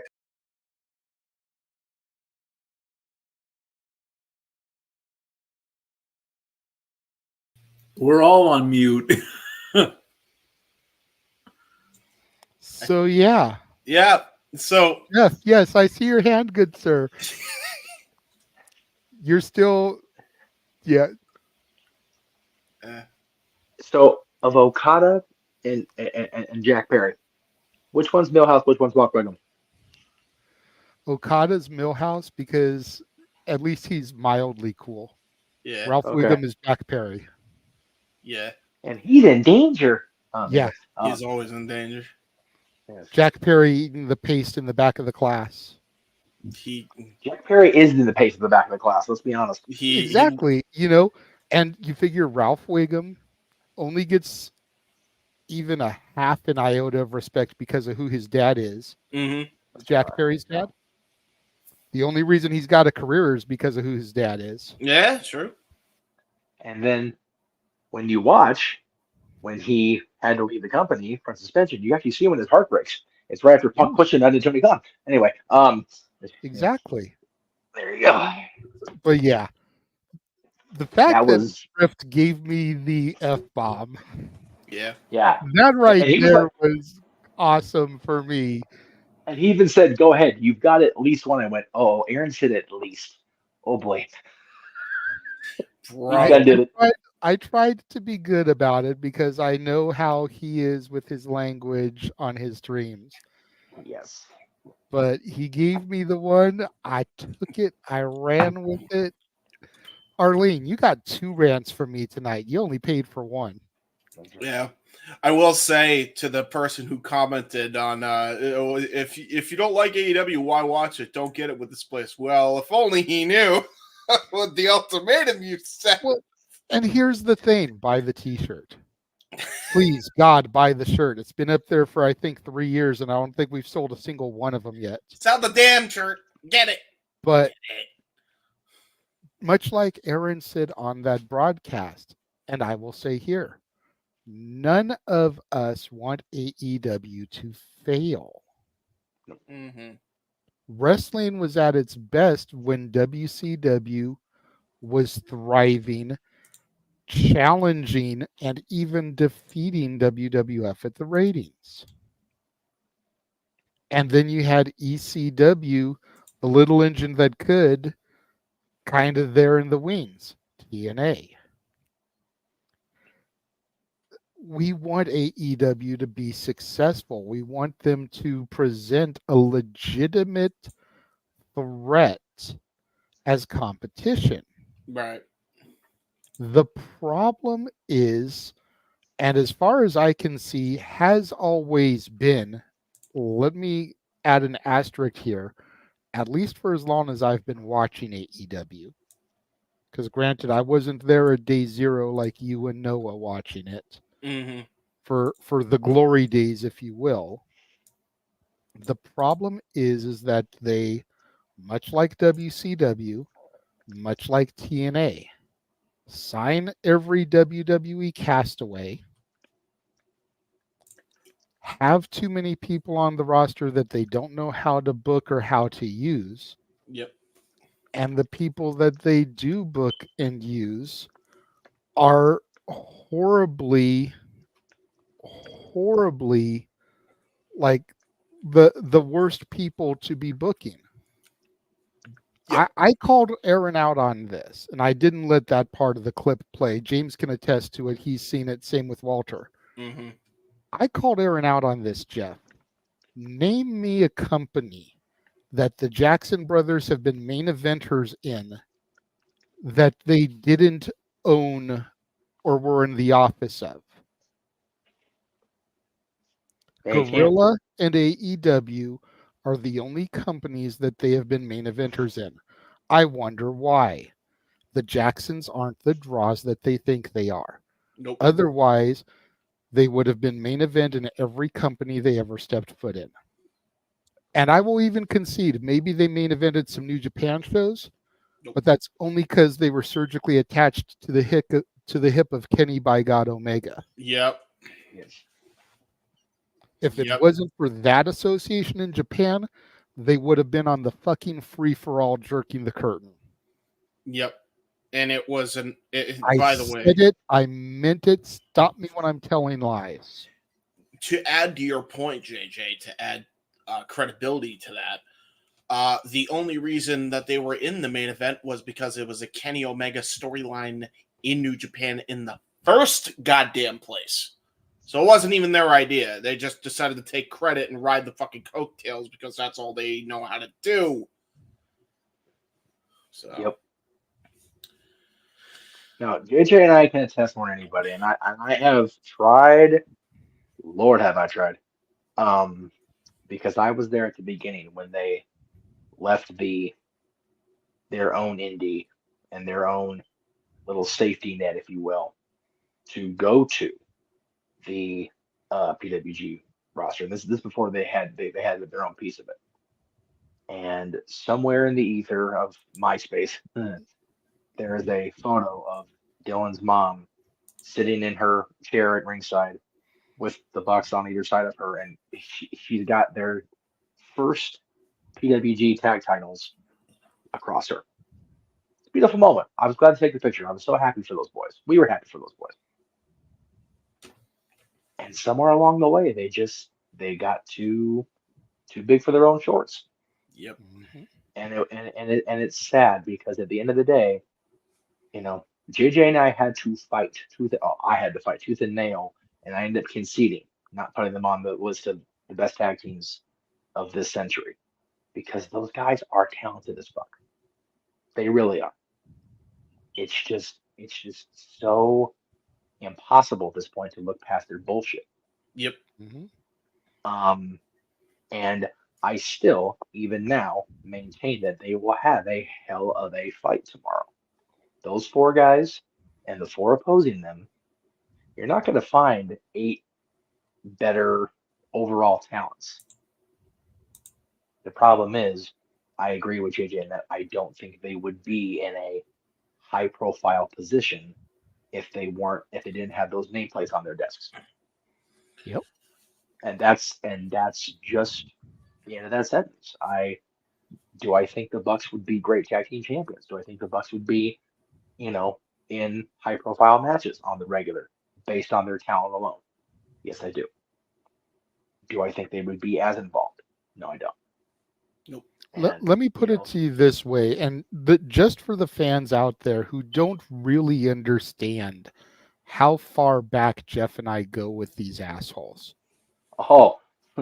Raise your hand, and for those of you in the chat room, put the little hand emoji in the chat. How many of y'all remember the name of the third Jackson brother? Yeah, exactly. Yeah. And Bueller? while we get those answers not coming in, Even the people here on the Panion, how many of you even knew that there was a third Jackson brother? Even Mikey didn't remember, and he's seen him in action because he's gone to the Indies with us. as well as their female cousin, who's also a wrestler. That's how forgotten he is, I guess. Yep. And the fact that it's taking this long for anybody to put a hand emoji means that if anyone is going to put one, they're Googling his name right now. Yep. Yes, exactly. Yeah, the picture I'm talking about was from the middle of 2009 because I'm pretty sure they won a WWG anniversary show. But what I was going to say was going back even before that, the first time I ever actually was logged as a talent managing Teddy Hart and our local champion, who is still wrestling now, so I won't throw his name under the bus with my nonsense. But their opponents were the Young Bucks. So that's how far back we go. The Young Bucks were still toiling around freaking Newhall, California on the indie circuit. Going against a team managed by Jeff Meacham. Like, oh God. Right. And I hate that I'm disappointed. Because there's a post that goes out on my Facebook every year in memory. Congrats to the Bucks. Can't wait to see what they do with you guys in TNA. That was 14 years ago. Yep. Maybe even 15, because they may have been 09 when they signed. I don't remember. But They I know become they were what they in hated. 2010 for sure. They become the Hogans that they hated. Seriously. Yep. That's exactly what they became. It's that Punk promo to Cena. They've become the Yankees. Yeah. Yep. And the thing They're is, no longer the Red Sox, the underdog. They've become the Yankees. And the problem is with that statement too is Punk was wrong about that with Cena always, because here's the difference between Cena and the Bucks. Cena's actually still fucking humble. You don't believe me? Ask him. well, no, don't ask him because he won't tell you because he is that humble. Right. No, he's Um, pointing to you. Oh, Ask- me. Yeah. Ask you how humble. Sorry, I you was looking down here and not paying attention. Sorry. That's my bad. Yeah. But yeah, Hogan and his regime took the blame for the Bucks tanking in TNA, and I can't disagree with it. But it wasn't so much Hogan; it was just lost in the shuffle. How many acts can you remember in that TNA 2010 roster that weren't already there and established that survived that run? There aren't many. And the Bucks were saddled with a ridiculous gimmick. And God bless Lisa Marie Varon. They didn't know what to do with her either. Because she went right from the Bucks to freaking Jesse and Robbie, I think, if I remember right. So it was just never. They were never meant to be the big fish in the tag team pond in any major company. No. So they had to make their own. Exactly. And I'm telling you, I still, as much as I hate for these words to come out of my mouth, mark my words. By All In, the Bucks and either Okada or Perry will be trios champions. Very likely. Giving the Bucks 2 belts and probably giving Perry a title because he doesn't have one yet, while Okada still has a championship. And they can do Freebird rule. They could, but And they also, won't. You know what? I wouldn't put it past them, number one. And number two, there is now an official trio title match tomorrow with the thing that happened on, I think it was Collision tonight. Right. Because the Lucha Brothers beat whoever it was out of the Bang Bang Gang. So, Yeah. So it's now going to be, and if the Lucha Brothers win those titles back, what happened the last time the Lucha Brothers and the Elite were in a tag trios tag title match, JJ. You and I saw it. Yep. No. Ladder match where the Elite became champions. Great match. At the Forum. And they're Solid coming match. to the Forum a couple weeks after Double or Nothing. No, this Wednesday. This coming Wednesday. Well, that's right. It's Yeah. the Wednesday before Double or Nothing. No. No, Double or it is Nothing the is Wednesday. tomorrow. It is the Wednesday after Double or Nothing. Yeah, it's So one they right can after. make Yeah. that match. So they can make that match happen. Where it all begins again. The type of the sport. Don't be surprised, y'all. Mark my words. And I know James his head has been down off camera. He's probably been vomiting in the trash bucket at his desk. I'm a mark for trios tag title matches, so this really hurts my soul. Like I hate every minute of that sentence. Yeah, see, now I don't want to go to Inglewood to get my shirt from Datilla because I might end up using it as a puke rag on the way back. Yeah, I don't blame you. I mean, I want my back shirt, goddamn it. Dude, what's so painful to me is that they weren't main eventers in this company, but they were major stars in Ring of Honor. And I remember going to see these guys and like, man, if they were assholes all the time after the TNA run, man, did they sure hide it. Because I didn't see it then. But man, they really showed their ass as of late. And here, to your point, James, and I apologize for cutting you off. I feel like their TNA run as Generation Me humbled them temporarily.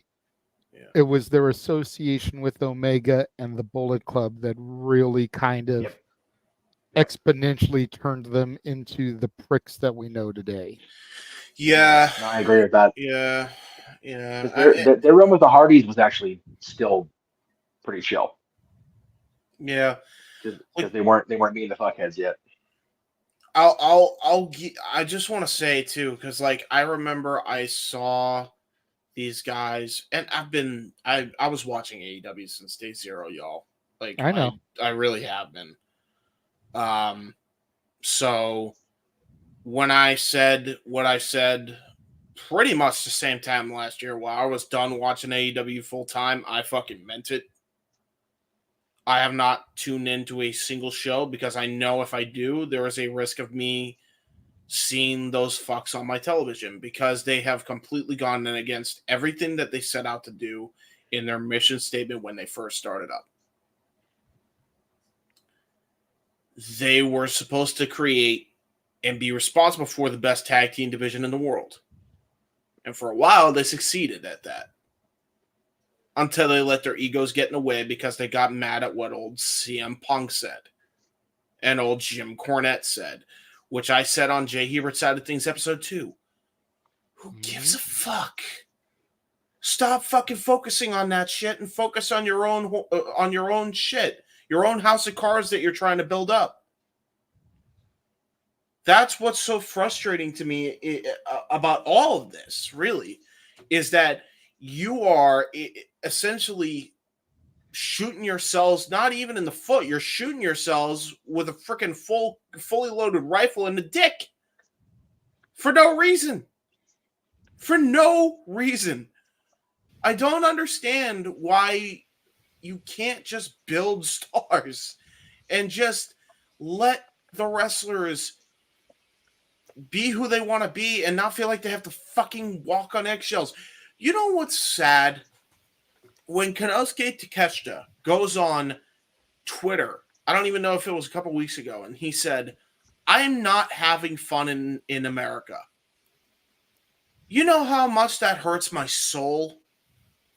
Because that dude's one of the nicest dudes in the entire wrestling industry. And now he's not having fun. Fuck all the way off with the Bucks. They let their egos get in the way of business and people having fun, which is the whole point of this company even starting. You have completely reverted to what you hated. You were treated like shit in TNA. No one will deny you that. Hogan treated you like shit. Bischoff treated you like shit. More than anybody, Russo treated you like shit. I know that for a fact because you told me straight up. You want to know why the Lisa Von Marie thing happened? when it never should have happened, and the way he was trying to book that whole debacle. That's why. Right? So I'm not here to fucking like say that they weren't treated like shit. But that doesn't mean you completely let your ego take over and completely lose the plot on why you're there in the first place because of what one argument in the backstage happened, which wasn't even an argument, as we found out. It was a simple conversation that didn't amount to anything, and you guys blew out of proportion because you didn't like that your friend was disrespected. And How do you boy, have you showed your ass since then. How do you have such inflated big egos, and then all it takes is that one little compliment from CM Punk or that one argument, and everything breaks on you? That actually shows how fragile you are. Yeah, so well, how did you get an ego in the first place? This whole downward spiral started not because they were even insulted, because their friend Scott Colton was, quote, insulted. That's what's so mind-boggling about all this. And when Punk goes on Ariel Helwani, and when other people have since said the same exact thing as a result of this BS going on, saying it's not a business of making money, he's right. They're all right. Because you operate like this. This is the locker room mentality that you are establishing.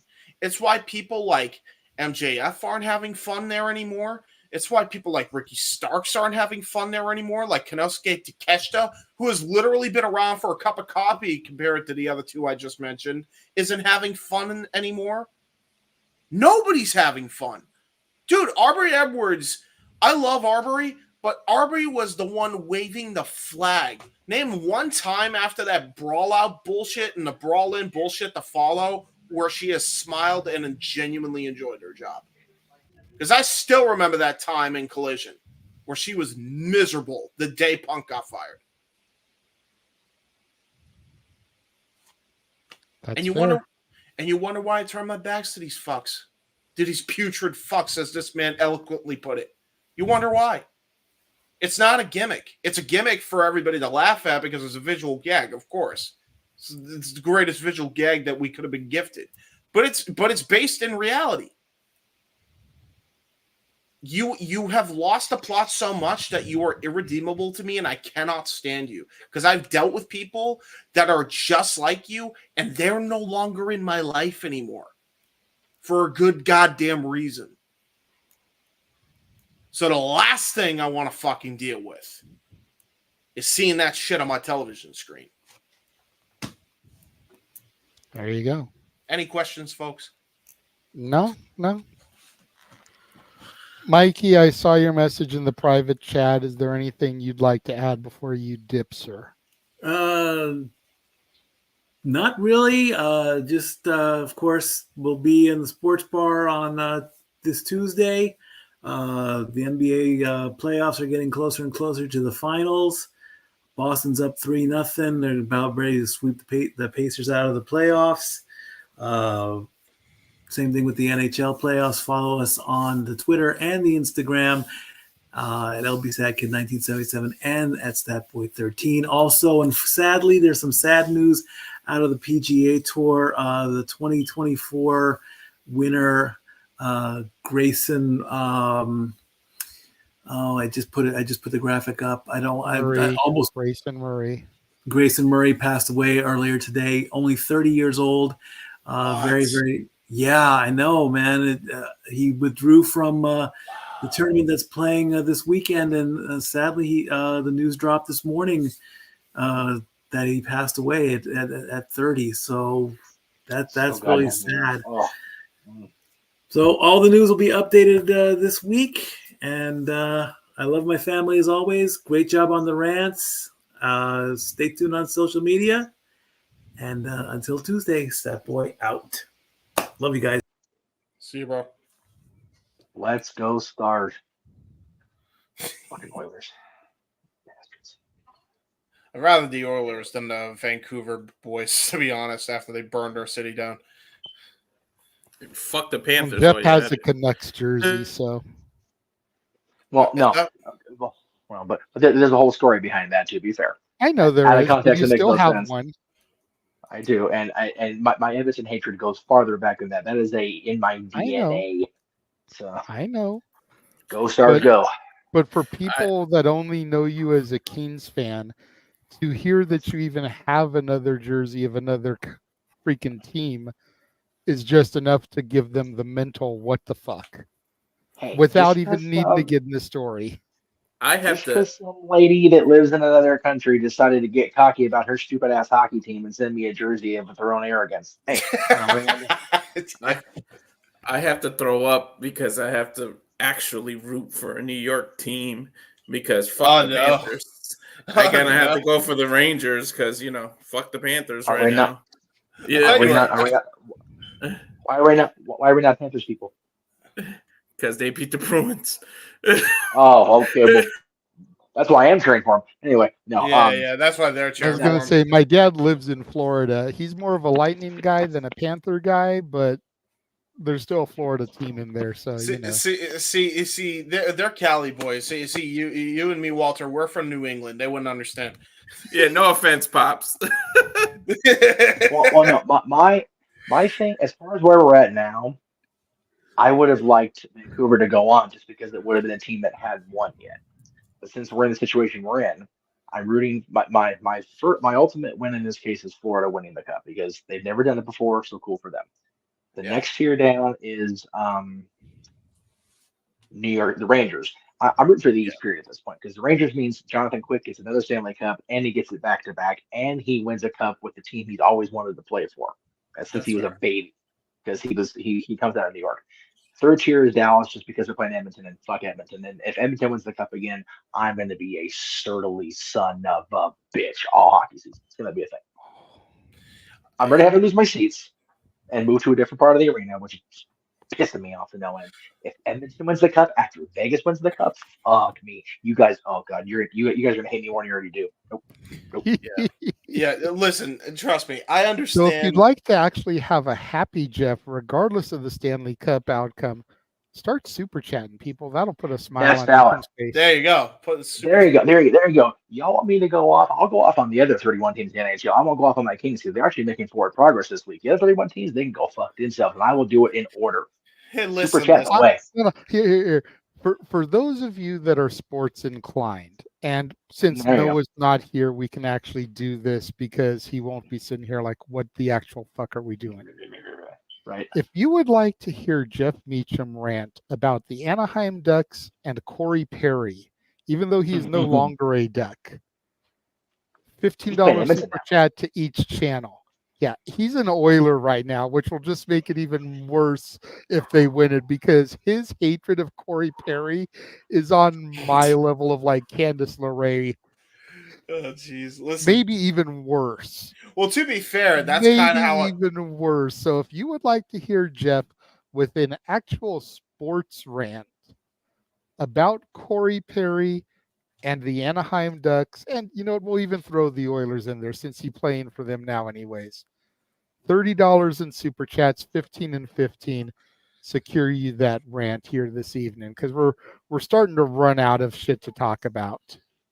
Yeah. We do have a couple other comments that I starred that we'll get to, but just try to give us a little something here because I don't want to end the show at 2 hours. I will gladly answer. We usually don't answer the comments in the chat room, but Emmanuel's good people, and he's a regular contributor. I hate the Oilers more than I hate almost any team except the freaking Ducks. The Eagles are the Cowboys' division rival, and that's just a forever thing because of the same division. The Oilers were the team when I was brought into this world that everybody hated, and everybody hates greatness. Everybody hates the good team. Everybody hates this. They had Wayne Gretzky when Wayne Gretzky was still fucking Wayne Gretzky. Okay. So yeah, the Oilers are forever at the top of the list, even over the Ducks.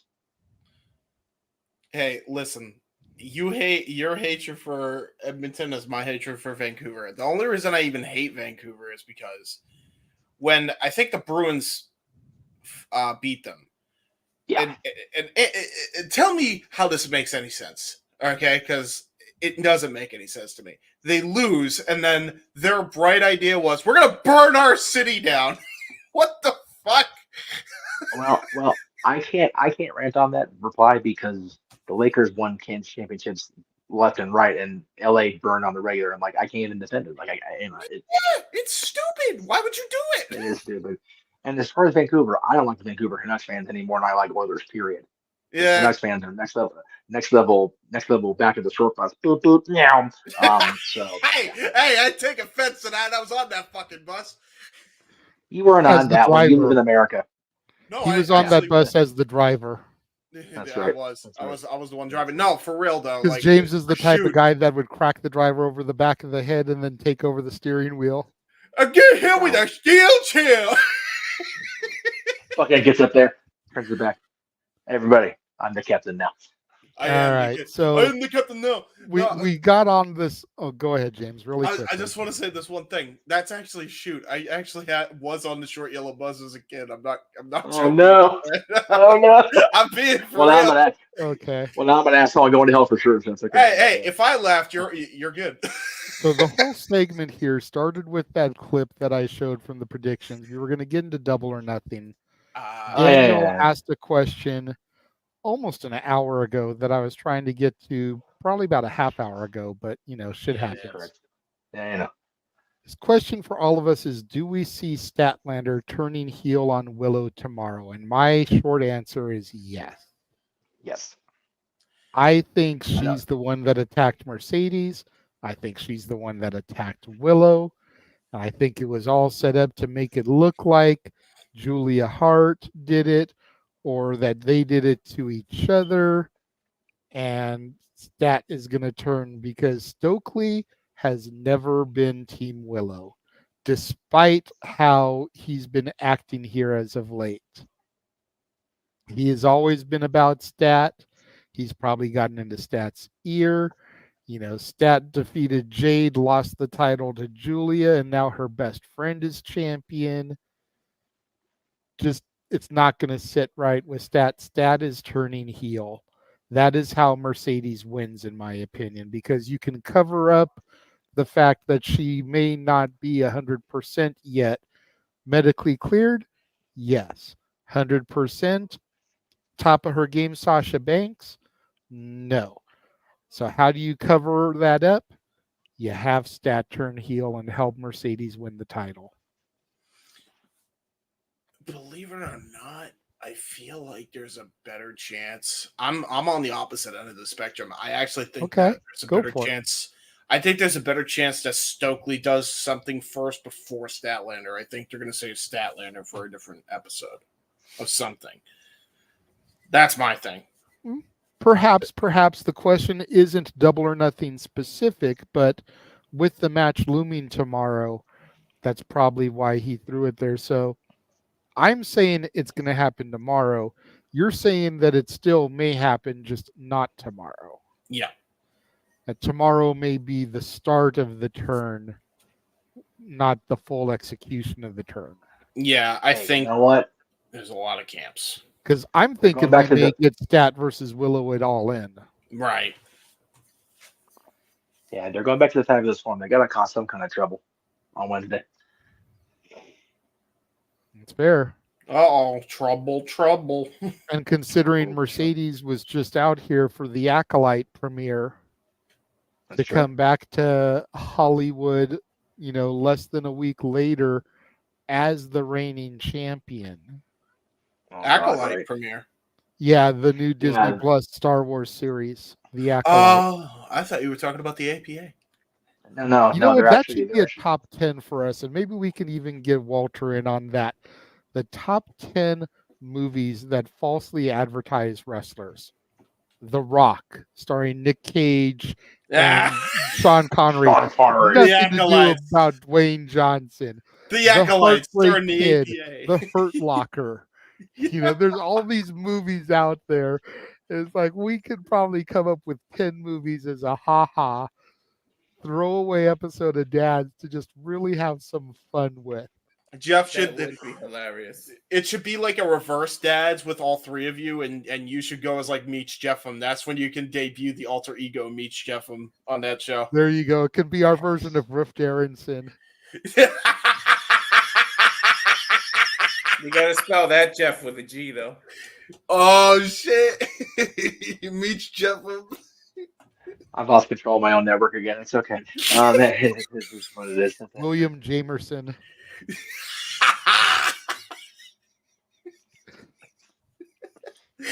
Nice. Bruce Walton.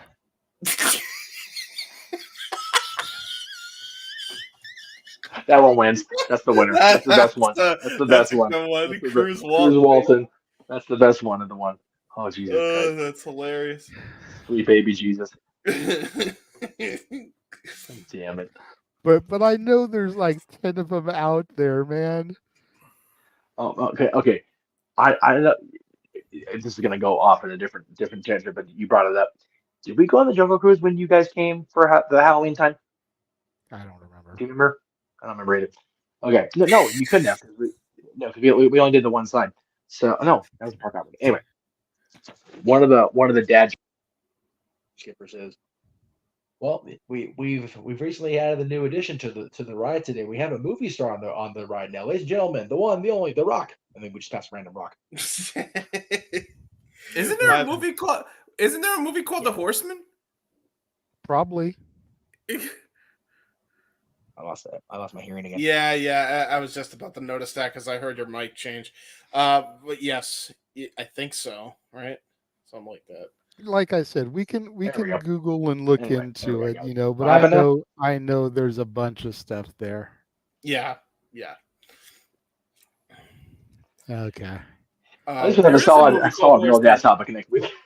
True. I remember seeing it. There is a movie called Horseman because it had Dennis Quaid in it. I remember that damn movie. Yeah. Woo! No Ric Flair, no none of them. What the fuck, man? That was gold. It was gold member. Come on, y'all. Anyway. Now I got word because of from the Meltzer of the Multiverse that Ole Anderson was actually an extra in that film. There you go. Hey, you know what? The Magnificent Seven. No Ric Flair, no Steiner Brothers, no Jeff Jarrett, no Road Warrior Animal, no Medeja. That's the worst one. That's true. There you go. And if you know what Magnificent Seven is, you're in the right room. What the fuck are we talking about again? Exactly. Before I put up the next question I have from SJ, if anybody else out there in internet land has questions they'd like to ask of us, go ahead and submit them. If they're good, we'll star them. If you definitely want us to address your question, attach it to a super chat. But as of right now, this is the last. Huh? I said, you're going to go off on a hockey bitch. It's $15 each way. There you go. But as of right now, this is the last question we have starred. So there we go. What was your guys' favorite match of the day for King Queen of the Ring? Well, I can tell you which one it wasn't. It was not Liv Morgan versus Becky Lynch. I can tell you that. I knew it. Oh, man. I don't know, JJ. From what I heard, you absolutely loved that match. You were raving about how great that was. And you can go fuck yourself there, James. Oh, man. With no Vaseline.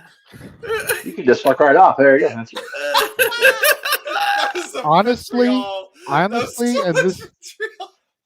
Honestly, and this might surprise some people, but I'm going to go with Nia versus Lyra. I think Lyra looked really strong even in defeat. I think Nia, and especially the way she finished that match with the Annihilator onto her chest when she was still on like the second rope, looked like she was about to just cave Lyra's chest in because of the drop that both of them had while she was coming down on her chest.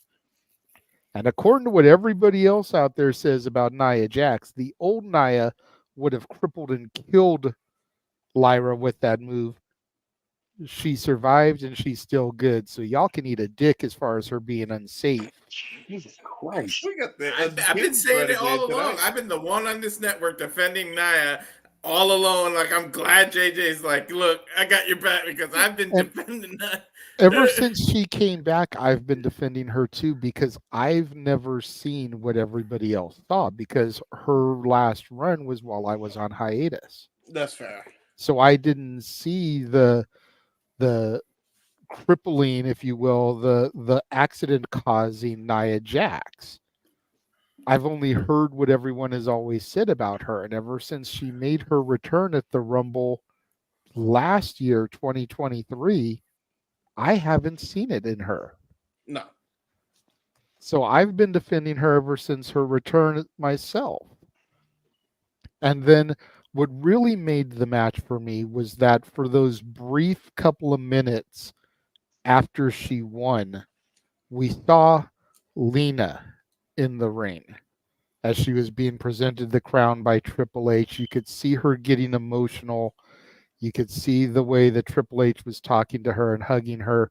And then Kayla came in to interview her, and she snapped right back into Nia and turned back into Raging Bitch. But just for those couple of moments, you saw Lena, the person behind Nia Jax, getting emotional and having her moment. And that's what really sold that for me.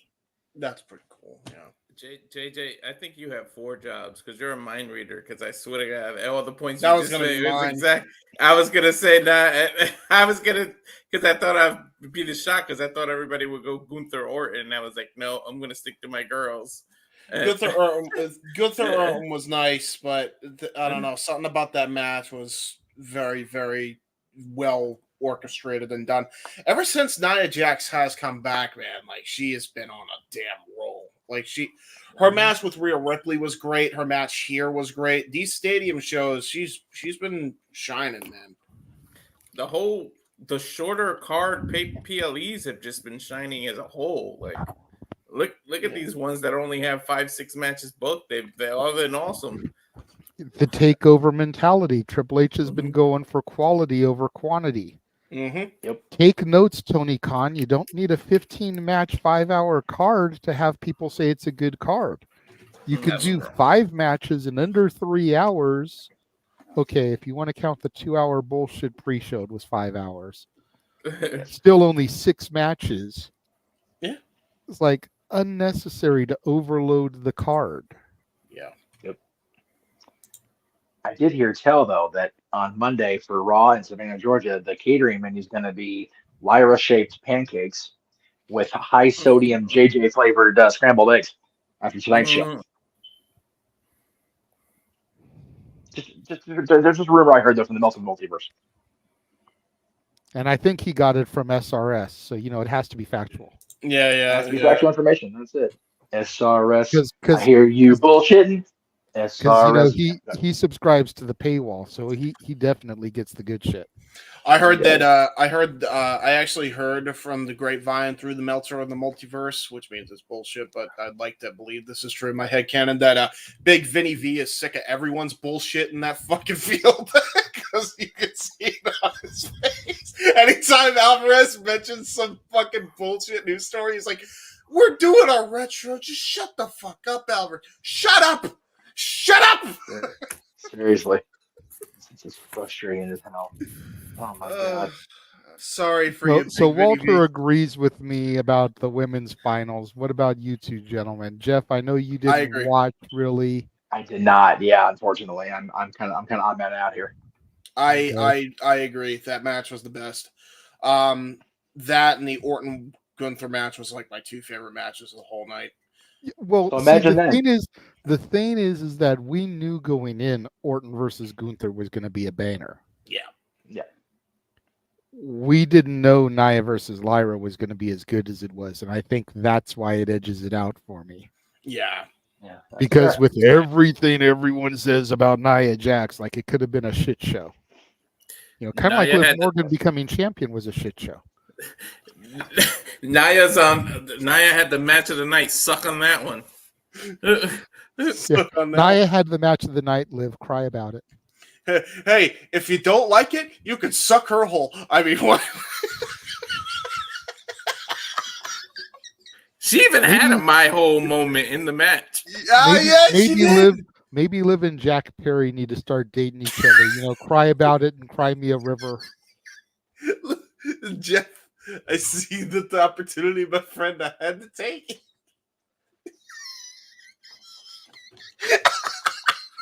He saw the opportunity and he took her home. There you go. Oh no! Arlene's forgotten her question with everything we've been doing. See, this right here, this shit right here is why it's called the Saturday Night Shenanigans. And Noah's gonna go back and watch this before Double or Nothing tomorrow and be like, "What the fuck did I miss?" I'm gone for one night, and Yahoos go crazy. The train derails before it hit the tunnel. True. This is the real reason, Noah. The train derailed before the train pulled out of the station. This is why Noah is the true MVP, because he is the one that supervises us dipshits. Yep, that's true. JJ, get your show back on track. I feel I will not. Noah's I'm not really trying tonight. I'm drinking, so when the cat's away, the cat's away, the mice will play. This is 2 nights in a row I've drunk on the air. There you go. Wow, damn, dude. Hey, you know what? It's a celebratory drink. Last night I had me my apple honey jack mixture along with a Coke. And tonight it's a Mike's Hard Lemonade Black Cherry that I stashed out of the variety pack. I will say this. It's not quite midnight yet, so happy birthday, Roman Reigns. We miss you, big dog. Please come back.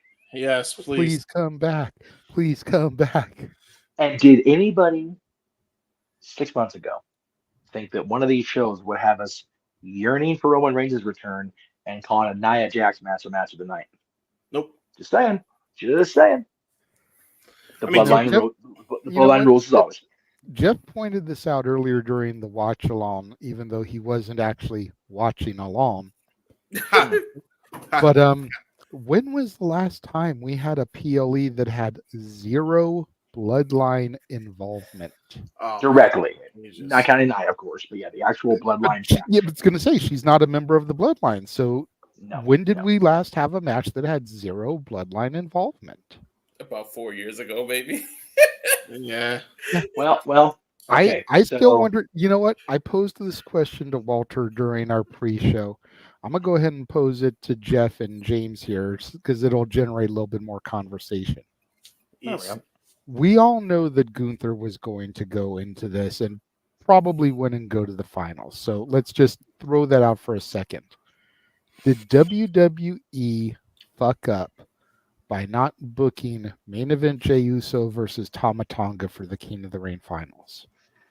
And I'm going to tell you my logic here. Hold on. Let me give you my logic so you can see where this train is running, and then you can agree or disagree. Okay. Jey Uso is main event Jey Uso. He is arguably the biggest breakout star of the original bloodline right now. Then you've got Tama Tonga, the son of Haku. King Haku back in 1988, who, granted, was awarded the crown, didn't really compete in the King of the Ring to win it, but you could have had the son of Haku win the actual fucking tournament to carry on the legacy that his father had. So you've got that right there, and then you've got the seeds planted for what will be our Bloodline Civil War match come War Games, more than likely. Yeah. Because if the draft is going to be what it's supposed to be, and Noah's not here, but brand split, LOL, at least Triple H has been making it work since the draft this year. We only had interpromotional because it was the tournament, and each bracket had to come to face off in the finals here. But we're realistically not going to have Raw interacting with SmackDown except for at a pay-per-view event like this. So to have Tama Tonga representing SmackDown and Jey Uso representing Raw in the finals to kind of plant those seeds and, Let that marinate and add some seasoning to the chili pot that it can slow boil in the crock pot for 5-6 months. I think this would have been the perfect opportunity.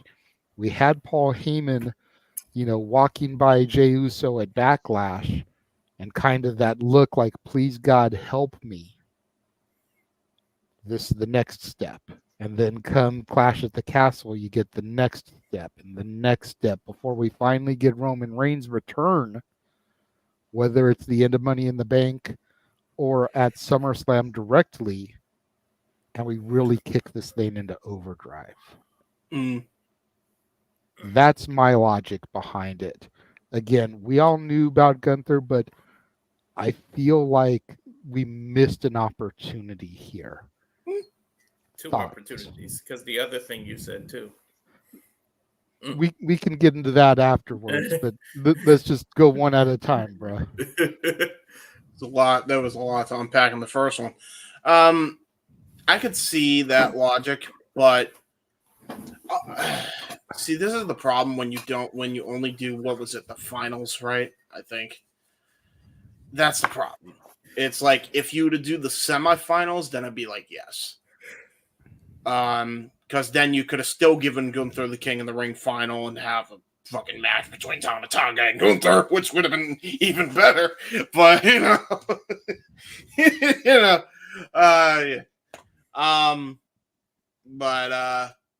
Maybe next year. So I could see that, but I feel like that's one of those things you don't need a backdrop of a tournament to do it. You don't need to overcomplicate it. I think WWE is kind of good with that because in AEW they overcomplicate every goddamn thing. So, that's kind of my logic there. If it ain't broke, don't fix it type thing. Okay, Jeff? Yeah, I tend to agree. I there'll always be the what if discussion in wrestling. Could we have done this? Should we have done this? And it's like, yeah, maybe. But I really think that reestablishing the reality that Gunther is still one of the baddest men in the land. We can get the bloodline civil war kicked off, even as subtly as it's been, and keep it simmering rather than start to bring it to a boil. I think they made the right call today. Yeah. Okay. To the point that Walter was getting at, as far as my other missed opportunity. The last few days, we've been paying tribute to Owen Hart. 25 years ago, Thursday was Over the Edge. 25 years ago, yesterday was Rise. Owen Hart was the second ever pay-per-view King of the Ring winner 30 years ago this year. Did WWE fuck up by not putting Natalya in the Queen of the Ring finals? Yep. She could have been the second ever Queen of the Ring, just like Owen was the second ever King of the Ring, just like Uncle Brett was the first ever King of the Ring, pay-per-view wise. Don't at me with the Harley races and the Randy Savages and shit. I mean, with all the Owen Hart synergy, just of this month alone, his birth month, his birthday is the beginning of May, and then 30 years, ago, this year he became King of the Ring. 25 years ago he passed, and they did the tribute. Like all that Hart synergy, like I think Natalya should have been Queen of the Ring. No disrespect to Nia, I like the fact that she got it, but I think it should have been Natty. If they were gonna go with a veteran who didn't need it, as opposed to the younger Lyra Valkyria who could have made a career off of it, I think it should have been Natty. Yeah, and for Nia, I get it was a redemption thing, which is why I'm not mad of her for winning it. But I that's why I've been wearing this all day as far as on the air. Like, I think it should have been Natty. I agree. I do too. Should have been me. I said Natty should have won the very first one, just as an Uncle Brett, just Queen. Damn it, her name is Queen of Hearts. Like, what the hell? It's written right there for you. Yeah, me and Walter were talking about this. You legitimately have the Queen of Hearts, the Queen of Spades, and Charlotte Flair, who just calls herself the Queen, and none of them have won Queen of the Ring yet. Yep. By the way, you mentioned the Dolph Ziggler quote. I'm so glad we don't have Crybaby Nick Nemeth no more on television. I'm so fucking happy about that. Who mentioned Dolph Ziggler? He did. Oh. He said the what was it? It should have been me. Oh, yeah. I didn't get that. Okay. Yeah, because yeah, that's right. You didn't watch. I did not understand that reference. I'm not Yeah. Captain America this time. Why are we picking on Nick? No, I'm not picking on Nick. I'm just glad we're not getting Crybaby Nick Nemeth the character anymore, like we were getting on WWE TV. Oh, that wasn't my favorite iteration of what they did. I was like, figure out teleportation. Yeah. Kill Sorry, James. I know. Got it. Okay. No. Okay. I was like, I'm It's picking on Nick tired. for it. What the fuck? It's tired. I'm Jeff. There you go. So the answer to your question, Mr. Williams, sir, is technically it was SummerSlam 2020, the night Roman Reigns returned, because he hadn't established that he was going to be this heel badass with Paul yet. He just came in and wrecked shit. Yeah. No Usos, no Roman until the very, very end, and no Paul. So SummerSlam 2020 was the last time there was even a sniff of bloodline. Because Payback, of course, a week later, Roman became the champion, and off we went. So 4 years almost without a bloodline involvement in some way or another. There you go. There you go. That is telling, and it was still a good show, and it was a compelling show. Just like this one. No, that's what I'm saying. So today was compelling in spite of the lack of bloodline. Gotcha. Okay, I see what you're saying. I love it. That shows me that whatever Hunter's doing up there in that big tower it's working. Yes. All right. Gonna give the people an opportunity to submit some more good questions or super chatted questions while we run this horribly outdated watch along trailer, as it still has Resurgence and King Queen of the Ring on it. No. Honest, you know what? I'm gonna be 100. I've been lazy as shit with starting this new job, trying to do 3 jobs, and honestly, I was waiting for tomorrow to pass. I didn't think it made a whole lot of sense to trick one out that would then be out of date by the time we ran it tonight, that would then be out of date by the end of tomorrow. Yep. So just run it. It's going to have Resurgence. It's going to have King Queen of the Ring, which obviously have already aired. You can check those out in the archives across the multiverse of media. And then once tomorrow is over, we'll add SummerSlam 2026 now that that's announced. We'll add Crown Jewel now that that's announced. We'll add some of the other shit that's been announced that I may have forgotten about, being kind of out of the loop for a little bit. November But 2nd, the- Saudi. I just said that, Crown Jewel. Oh yeah, Crown Jewel. I forget that it's called that. But so we'll update all that stuff and have that to go with afterwards. But here is the, again, horribly outdated watch along trailer.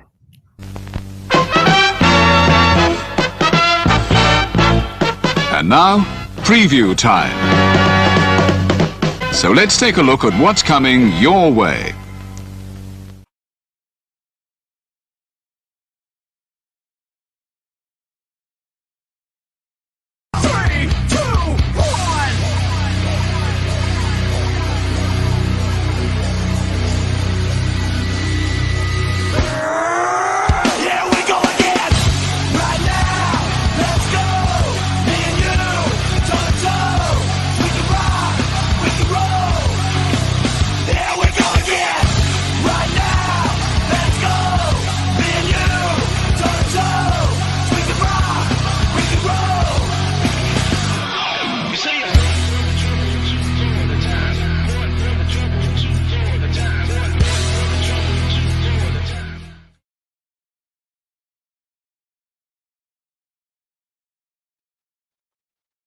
Warning. Super chat. or we will find you and we will kill you. Again? Oh, wait. Oh, I didn't expect to. Yeah, I was doing this. This is what I've been doing. Dude, I swear to God, I was drumming too. Yeah. The Noah gimmick.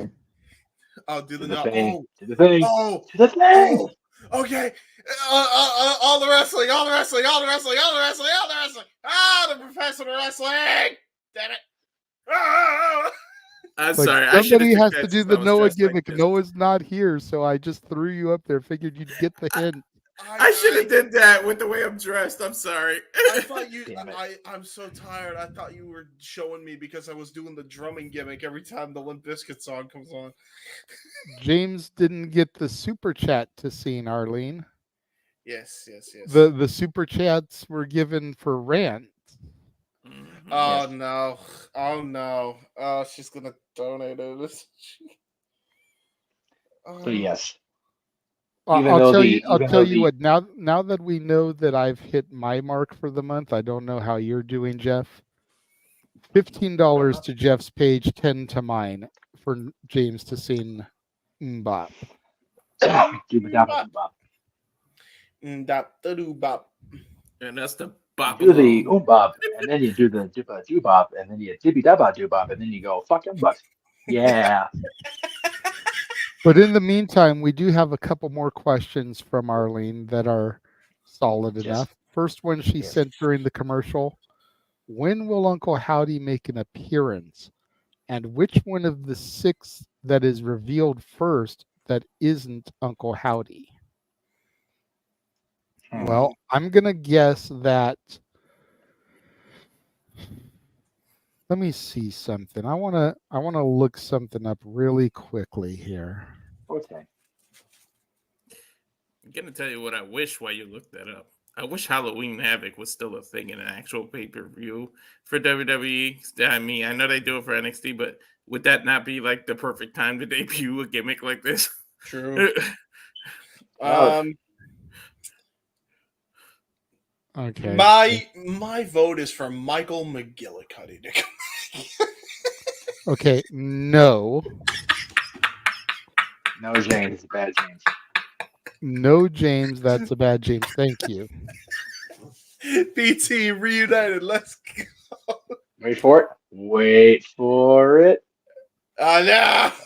He's tired of my shit. There it is. Well, since there isn't one for him, for fuck's sakes, James! No, it's damage James, you freaking idiot. No, that's okay. Here, wait, hang on. Oh, for fuck's sake, Mikey! James. Oh, No, I was gonna do this. What are you, a fucking piece of shit? Wow! Goddamn! I got told to go fuck myself, and I'm a piece of shit. Goddamn! Who rode the short bus? Who rode the short bus? Exactly. He drove the short bus, bro. I was like Samoa Joe in that movie. Captain now. I was like Samoa Joe in that movie that one time. I was driving that thing crazy. Oh my gosh! Wow. He's a chaperone. Are you all ready? Okay. I know. Okay, JJ. He's Take trying for the animal control gimmick. back. He's trying for the animal gimmick. We sound more like the freaking Slim Shady, like verbs in between the Slim. Oh my god! Yeah. I just lose it. Yeah. So Slim it's Shady doing Pee Wee Herman. Being so mean. JJ, you're a mean. I'm gonna say it happens at Money in the Bank. I originally was gonna say SummerSlam because for some reason I thought Extreme Rules when Bray returned was in Ohio, and with SummerSlam being in Cleveland, but it wasn't. It was Philly. At Yeah. Extreme Rules. So I'm gonna say it happens at Money in the Bank. And as far as the first one of the 6 to be revealed that's not Uncle Howdy, as predictable as it sounds, I think it's going to be Alexa. Yeah. Because I feel like we need Alexa and Uncle Howdy to begin things. Yep. For the story to really take on, because Uncle Howdy coming out, everyone's going to be like, ooh, ah. And then when they reveal Alexa with him, people are going to be like, okay. we're really going to be serious about this. And if you remember, JJ, it was Uncle Howdy who was driving Wyndham Rotunda into drawing Alexa back to the dark side. Mm-hmm. So it just makes a little sense. If it's not her, it's probably going to be Rowan, just because Rowan's Rowan's the only. Sadly, as horrible as it sounds, he's the only one left as far as the ones we already knew. So Well, there is Strowman, technically. yeah, but you know, the way they're using Braun on TV, I really think that he's still dealing with the nerve damage. They're just trying to use him just in case he does get it back together. Because he's not that physical except like that one brief little flurry. Yeah. So I think he's still kind of dipping his toes back in the water. So I wouldn't necessarily put that kind of strain, mental or physical, on Braun if they can't guarantee he'll be part of it. Okay. But that might also be a good reason to put him in it, is because he could be the mouthpiece. Or at least a heavy. Yeah. You know, he can be involved in that role as, you know, the mouthpiece. Yeah. No, James, having to be the heavy, but he would have to do the work. Like Yeah, he would have to get physical, and we don't want him to get physical yet. Yeah, That's So very if we have heavy. the mouthpiece, The only issue is if you put him, then there might be that temptation with Bliss.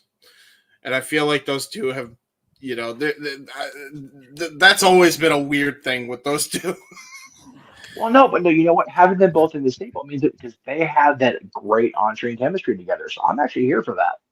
No, they have the great on-screen chemistry together, but the problem is Alexa, I think, is married now, and she's got a kid with somebody. So she. What's that got to do with anything? I'm just saying, man, it's the wrestling industry. Shit could go. Ravishing Rick Rude was married the day he started the business, so the day he died, and he wore his wedding ring with a tape on it, and he was Ravishing Rick Rude. He was the freaking creepiest little perv that ever walked the land. You know. Yeah, true. Hey, you know That's what it was. It might go over. Hey, Ooh. man. We got Dom and Mommy as a couple on TV. Meanwhile, Buddy Matthews is taking pictures laying on her ass on the beach. We know there's a difference between on TV and real life. My favorite. My favorite part of that picture being in one of our group chats was that the fact that somebody pointed out, "Oh, Mommy got a new tattoo." I'm like, "That's the fuck you see, really?" Yeah, you're right. Yeah, exactly, bro. I'm like, "What? Yeah." The other thing is how everybody swears that that's a Bray Wyatt tattoo when it's very clearly Silence of the Lambs. Yeah, Always House of the Lambs. By the way, you know, Buddy Matthews scored when she is going on his Twitch stream, openly bragging about his cock is huge. Out in the open like that, like freaking. Please stop! No, please stop! No. Buddy's saying, "Please stop being on the other." She turns the shot. He goes, "That was well done, babe. Keep that shit up. That was brilliant." Yeah. He's like, you got me donations. Thank you. Yeah. All right. Well, to get back to the question, the role of Noah Foster tonight will be portrayed by Cruz Walterson. Don't lean too hard on the gimmick there, Cruz Walterson. Jesus Christ. Yeah. How dare you, Cruz Walterson? While I agree with you about the Alexa Bliss, Fucking Cruz Walterson. I What a think fucker. What a fucker, man. with the crowd that we just had in Saudi, with the crowd we had in France, and how well the overseas crowd is doing, I think you do this in Berlin. You do it overseas because you really didn't pull the trigger on the new kind of angle overseas yet, and you do something like this. You already know people are hyped up over Jay, and you see the fireflies and the phones. Why not do this in Berlin? Because if you do it in Canada, Canada's very bizarre land anyway. Yeah, I was gonna say, like, I don't know if you want to wait until the end of August to do this. It's a like long way away. this is something that's been being teased very well, I might add, with the scan the QR codes now for a minute already. Like, we need to pull this trigger sooner rather than later. Yeah. And even waiting until Money in the Bank, you still got to get past Clash at the Castle first. Yeah. So that's still the beginning of July, and we're not even in June yet. But Money in the Bank is Canada, so it's a little bit closer to home. More of the typical fans that we'd see, not as expensive to fly people, depending on how many people you want to reveal at once. That's true. You've got to think about travel costs for 7 people to some foreign country. Yeah. And then to do that just for the crowd to take a shit on it because maybe it's not what they were expecting. Like that's a huge bullet to bite. But if you pull that trigger in Canada, something a little bit more accessible, then by the time we get to Bash at Berlin, they've had a month and a half, damn near 2 months to be causing shit on the roster. Because you're talking beginning of July to the end of August. Almost 2 full months.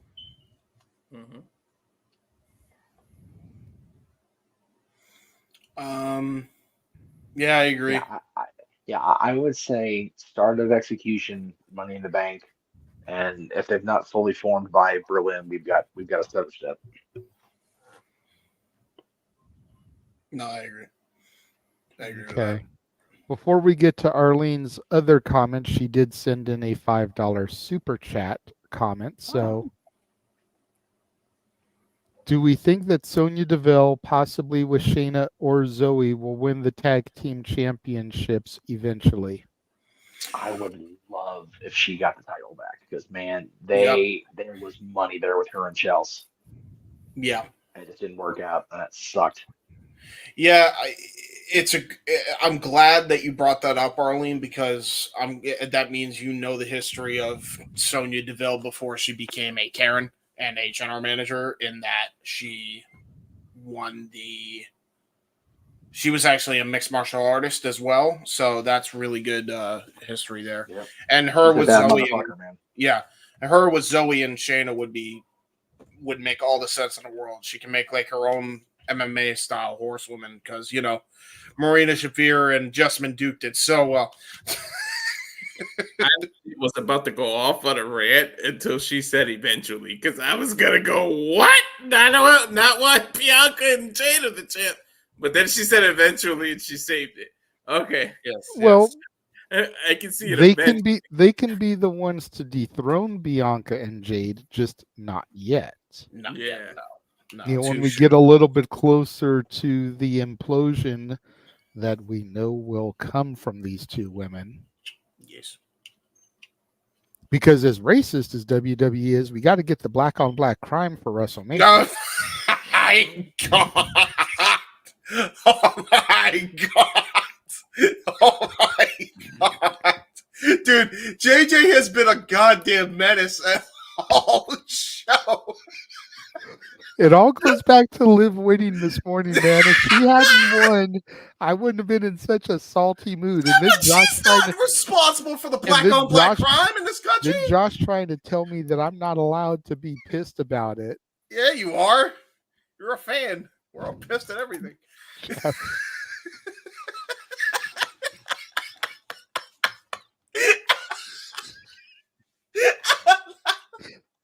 There goes Jim.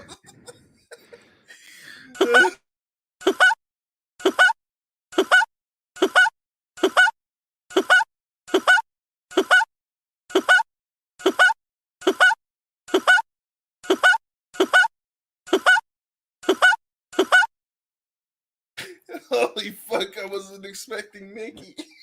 I haven't heard that in ages. Holy fuck you. I don't even know what just happened. Oh my God. I can't with this shit anymore. I can't. Jesus. This is the problem when you have JJ who's drunk and already pissed off about something in the wrestling industry, and then you got me punch drunk, Jeff punch drunk, and then Walter's just here having to deal with the chaos. It's not even me being drunk. Okay, first of all, it's Mike's Hard Lemonade. Oh, like, never there's mind. barely any alcohol in this. And number two, I was being this way before I even cracked that motherfucker. Yeah. So I've been this way since the show started, and I only got this when we did your uncle's trailer. Like, he was born this way. You done pissed him off. oh god. But Funny as hell. I What do happened see was- Sonya. I do see Sonya potentially helping Shayna and Zoe. I would love to see Shayna and Zoe as tag champs. I think Shayna is long overdue for some fucking gold that doesn't have her attached to Ronda Rousey. I think Zoe desperately needs something on the main roster. She's long overdue and deserving of it. I mean, don't get me wrong. I love Caden and Katana, but Zoe should have had some gold before them. Yep. I don't care that they were the longest reigning NXT women's champions. Zoe Stark deserved some gold, especially being aligned with Shayna Baszler and Trish Stratus before that. Yep. True that. She deserved some gold before they got it. But Yep. I'm not Sonya's biggest fan, but I think that her personality works with the unit, even if just in a managerial ability. I don't know if she's going to be a full-time performer, like in-ring competitor anymore, or if she's going to try to stick in a managerial / authority figure type of role. That's fair. But I would actually prefer to see her as that, because I think she's got the knowledge and the know-how to be a hell of an advocate for the two of them. That's fair. That's fair. I only say that she should because as a wrestler, she was actually supremely underrated, and she was actually like really good as a tag team wrestler with whoever the fuck they paired her with. So She definitely can be an advocate. We already saw her in the general manager role, so Yeah. All right. Arlene sent a second super chat because just like her brother, she likes to split it amongst both sides. This time to my side, she says, I know it's early, but who do you think will be the first announced inductee into next year's Hall of Fame? Michael McGillicuddy. Sorry. No, I don't know if he will be the first. Let me just preface it there. I don't know if he will be the first. But I think the reason he didn't go in this year is because they knew they were probably going to do it next year in Vegas, the home of the UFC, Ken Shamrock. Yeah. I was gonna go there. I was saying Rico as a joke, but I was gonna go there and say Ken too because You know what though? Rico's a Vegas guy. Exactly. That's why I said that. And Godfather is already in, unfortunately, or else you could do Or Charles. Val Lamb. Venus. Isn't Val Venus a Vegas dude? I don't want Sean Morley at that place if I'm going. Please don't put that out. No, Val Venus is Canadian, eh? Well, okay, yeah. The character's from Vegas, yes. Yeah, but the character Sean is from Morley Vegas. You're right, but Sean Morley is Canadian, eh? Sean Morley's Canadian and fucking stoned. I can see it now. The Hall of Fame tag team for this year's Hall of Fame, supply and demand. Let's go. Damn right. I'll co-sign for that. The shortest tag team to ever be inducted in the Hall of Fame, which is ironic considering their name. No, you know who you put in the Hall of Fame for the tag team? Who? And not a tag team, but a stable. In Sin City, you put Right to Censor. Nice. There you go. Just because. Then you get the Godfather getting into the Hall of Fame again in Vegas, where he owns a strip club. And you get Val Venus, the porn star, in the Hall of Fame in their anti-porn star and stripper gimmicks. Like, the Right to Censor in Sin City just seems perfect. And then you Ivory's get also old a White Hall of Sox. Famer. Yeah. You get old White Sox Stevie Richards in there too. Yeah. Which, if we're being real, Stevie Richards isn't getting in a solo induction. He'd have to go in the BWO or the RTC. I'm still yeah. I'm still pissed. We And never Barry, Go ahead. Barry by God Buchanan, WWE Hall of Famer. That's enough for me to go. Damn it. True. That's right. And Bull with his Buchanan. YouTube channel, he's getting pretty popular right now. Yeah. And when Bull Buchanan gets on the microphone for his acceptance, he's got to give a booyah for the old B squared gimmick. Mm-hmm. Yeah, oh my God. Dude, by the way, Maven's awesome. He's Yes, another he is. YouTuber. He's awesome. I love his Yeah. YouTube channel. Yeah, JJ put me on the Maven's YouTube channel.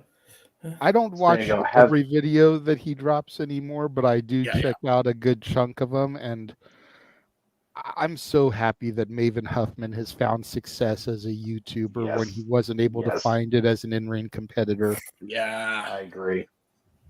He's just a solid dude, you know. It's great. He is. But He's a real down-to-earth. Cheers to you, Maven.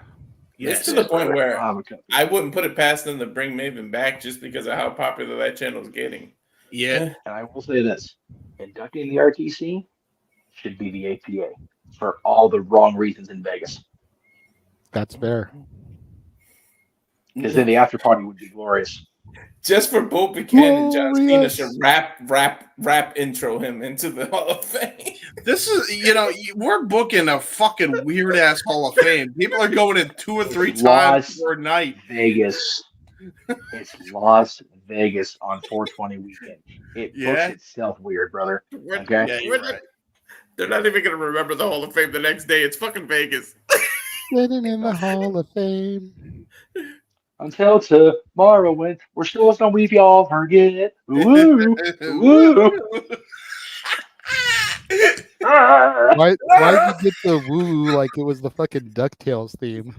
Because I remember James doing it in the background and it made me smile in my heart. So I wanted to share my memory with the world. You mean when I Do not screamed, pick on "Woo!" Shit, if RVD wasn't already in, you would have got him right there. Hell, and Dr. RVD again, just cause I don't give a shit. I could just see Rob Van Dam watching the show, watching a clip of me, and be like, "Bro, this dude's too high strung for me. I don't know if I can handle it." I'm telling you, if they don't have Matt Riddle and RVD as a tag team on WrestleMania Night 2 on 420, they done fucked up. I agree. Liv Morgan can manage them. No, let me bring them out to the ring. Well, going back to the whole arrest thing, Walter. Yeah. It can be Liv Morgan as their valet, Matt Morgan and RVD as the team, and the Usos driving their getaway car. Oh no! Oh no! Oh no! No, WWE has to book Rob just so he can actually be there instead of being booked in some fucking random town never heard of. Thanks a lot, Tony Khan. Anyway. All right. We did get another super chat from Relaxing Sounds. $5 says, who would you have had return to interrupt Cody's celebration and set up his next title defense? I'm not trying to sound like a dick, but I would have had nobody. Yeah. I think the way it ended was perfect. I don't think they needed to set up another defense because it's not going to be Brock Lesnar. It's not going to be Roman Reigns. I agree. We can just, string things along, have ourselves a title contenders match on SmackDown here in a couple weeks, and we don't need to. Contrary to popular belief, I'm looking at you, Tony Khan. We don't have to have somebody show up at the end of every title match to set up the next title match. Boom. We just don't. And I would just like to say with that, that's it. That's the user's first ever super chat to my channel. And with that super chat, even with YouTube kind of taking their cut, that may have got me over the threshold. Yeah. Yeah, if it ain't The Rock, for your nobody super should chat.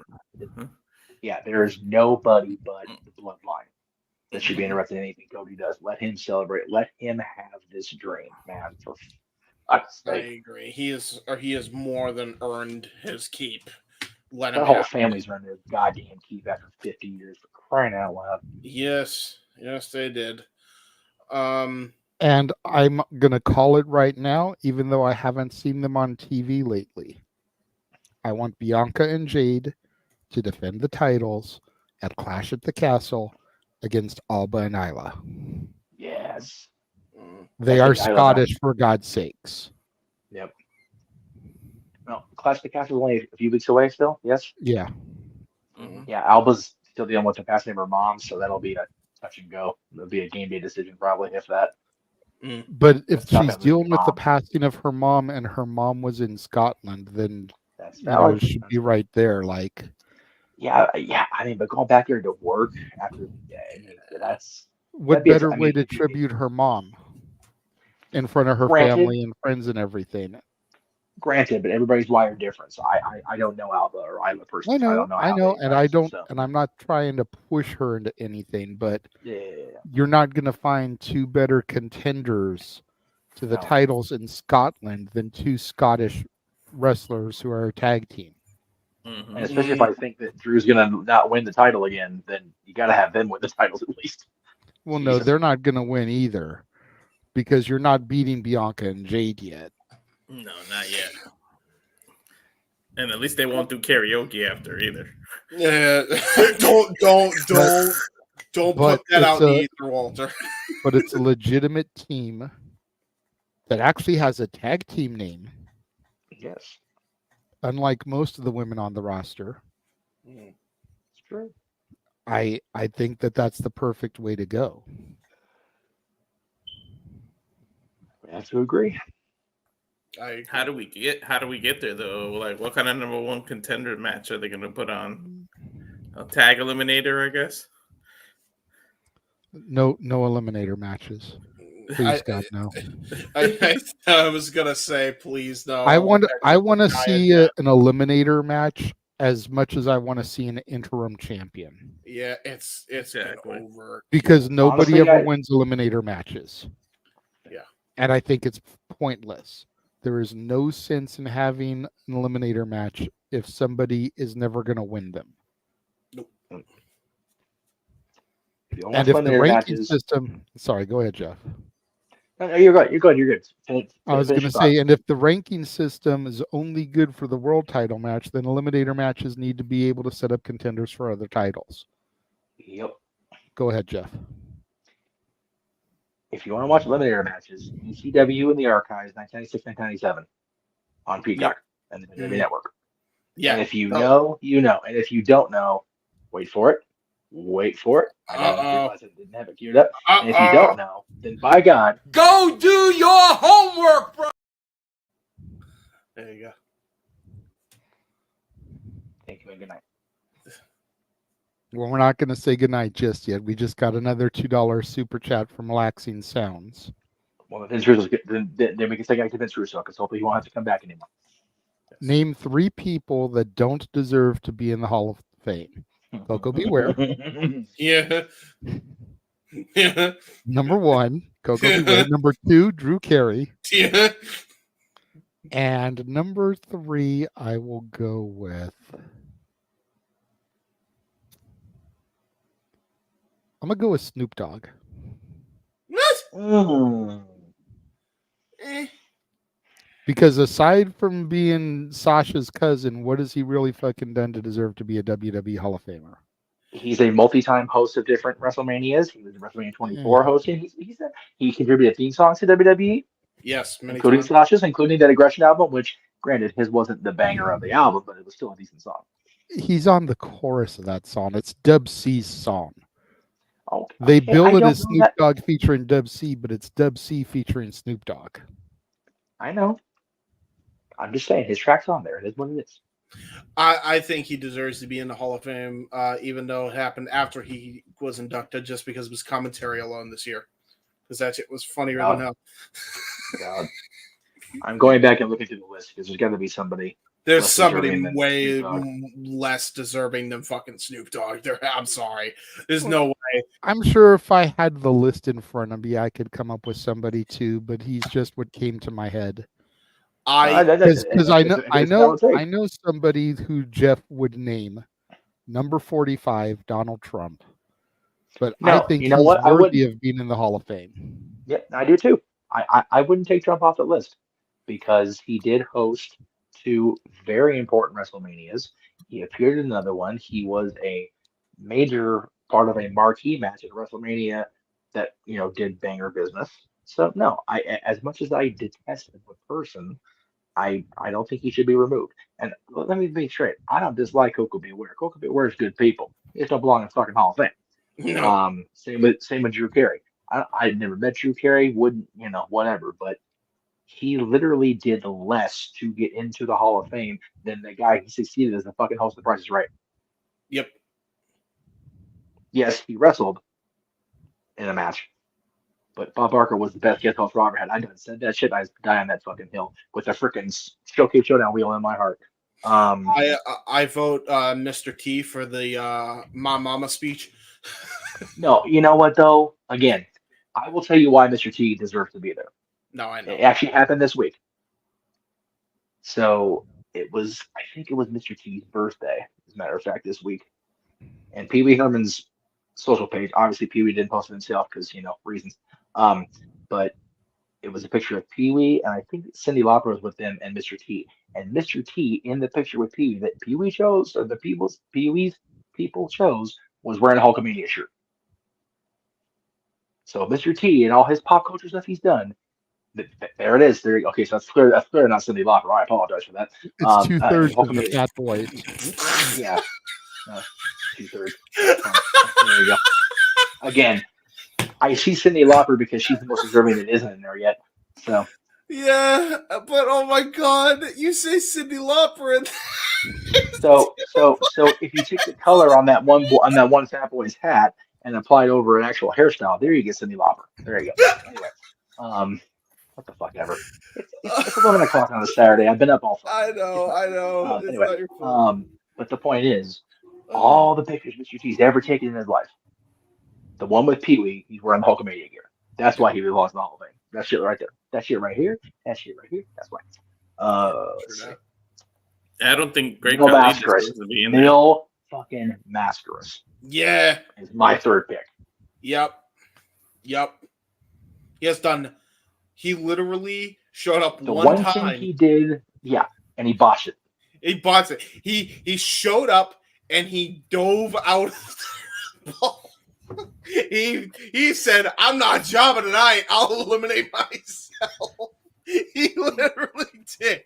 Of course, Mil fucking never jobs, to be fair. So. Yeah, exactly. One of mine's has got to be Great Khali. I understand why he's in there. I disagree. I understand why he's in there. I just don't. I disagree. Yeah, go ahead, Jay. Yeah. I feel like, I get where you're coming from as far as his athletic ability.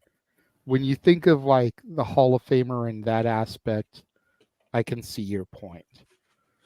But if freaking Titus O'Neil deserves the freaking Warrior Award over Shad Gaspard that year, then Great Khali deserves to be in the Hall of Fame. Yeah. Because last I checked, Titus O'Neil is still alive and can accept the award anytime.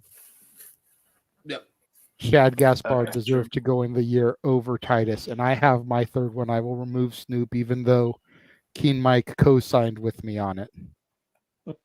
My third one is going to be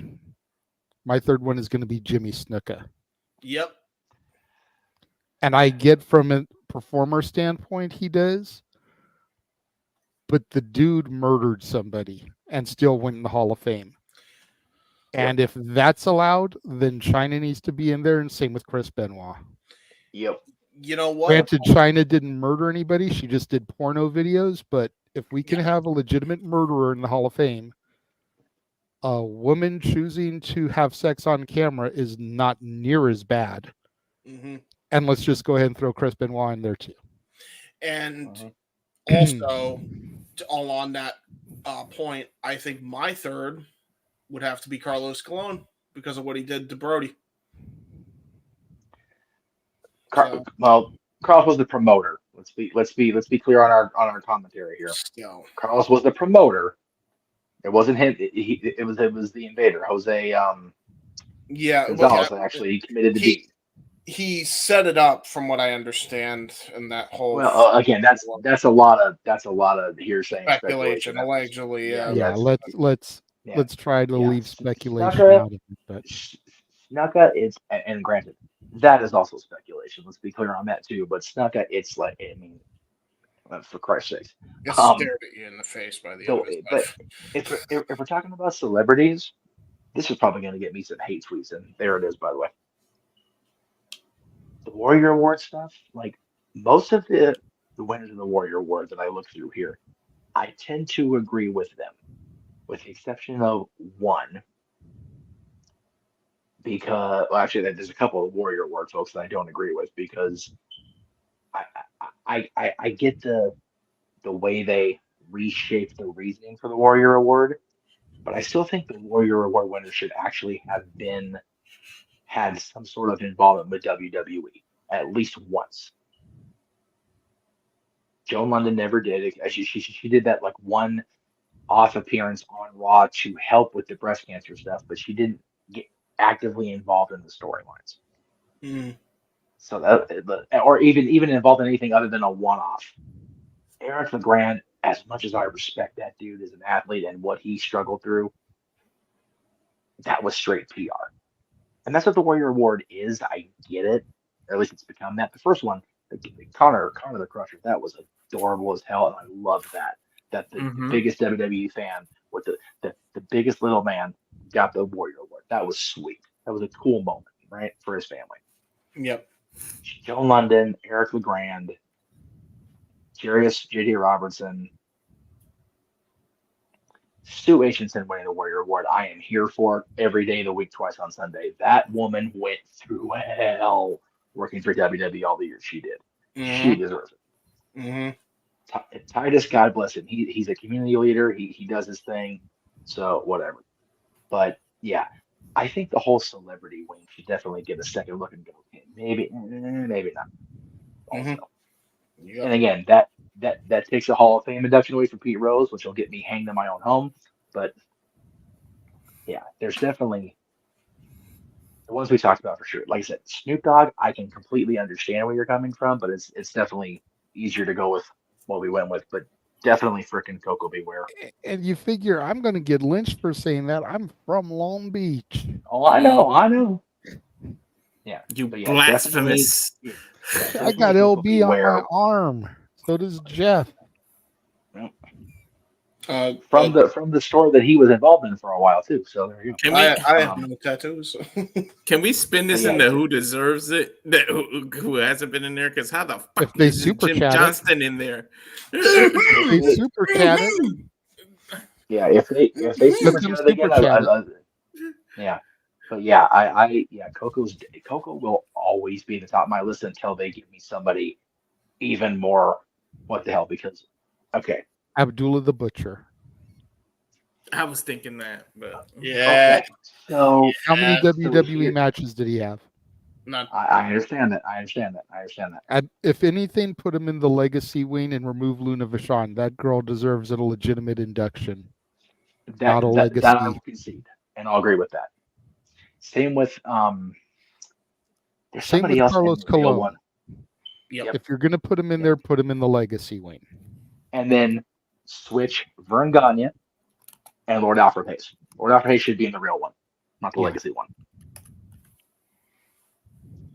I grew up on Lord Alfred Hayes, damn it. But yeah, Coco, again, I love Coco. I love the gimmick. I loved everything about it. He didn't do anything of substance in the WWE. You want to have a Mid-South Hall of Fame? Fucking put him in the first ballot. You want to put him in the Wrestling Hall of Fame. Right, exactly. But in the WWE, his biggest thing was being the lead vocalist on the Pile Driver track. And I'm not shitting on it. Because those wrestling albums back in the 80s were funny as hell. And they were entertaining. Let's not forget High Voltage with Owen Hart. High Energy, yes, exactly. High Energy, yeah. And this is before Linkin Park. So no. It shouldn't be Coco Beware. It should be those damn pants. Yes. Yeah. Those MC Hammer pants are his. Yeah. MC Hammer with the freaking that needs to be a part of WWE Most Wanted Treasures. Oh my God, yeah. The only reason with everything he's done, and I do remember him as Owen Hart's partner, I'm insane, but the real reason I remember Coco Beware is he's the first person to ever take the tombstone. on WWF TV. That's the only real reason I remember. I do remember everything else, but it's like because of what Undertaker means to me. That's really the only reason. No, that's Beware is valid. relevant to me. You know, that bird should be in the Hall of Fame. The way they just For real, Frankie deserves it more than Coco does. I agree. There Frankie should was- be an animal wing of the Hall of Fame. Yes. Matilda, Damien, Yeah, Frankie. the Bulldogs. Oh, come on, man. Pepe, Renee's dog. I mean, what? Yep. Pierre. Pepper Al Snow's dog. Yes. Yeah, Yeah, Pepper. Pepper. Pierre. Pierre the Deerhead, really? Hey, it's a former hardcore champion. It is. Hey, that's true.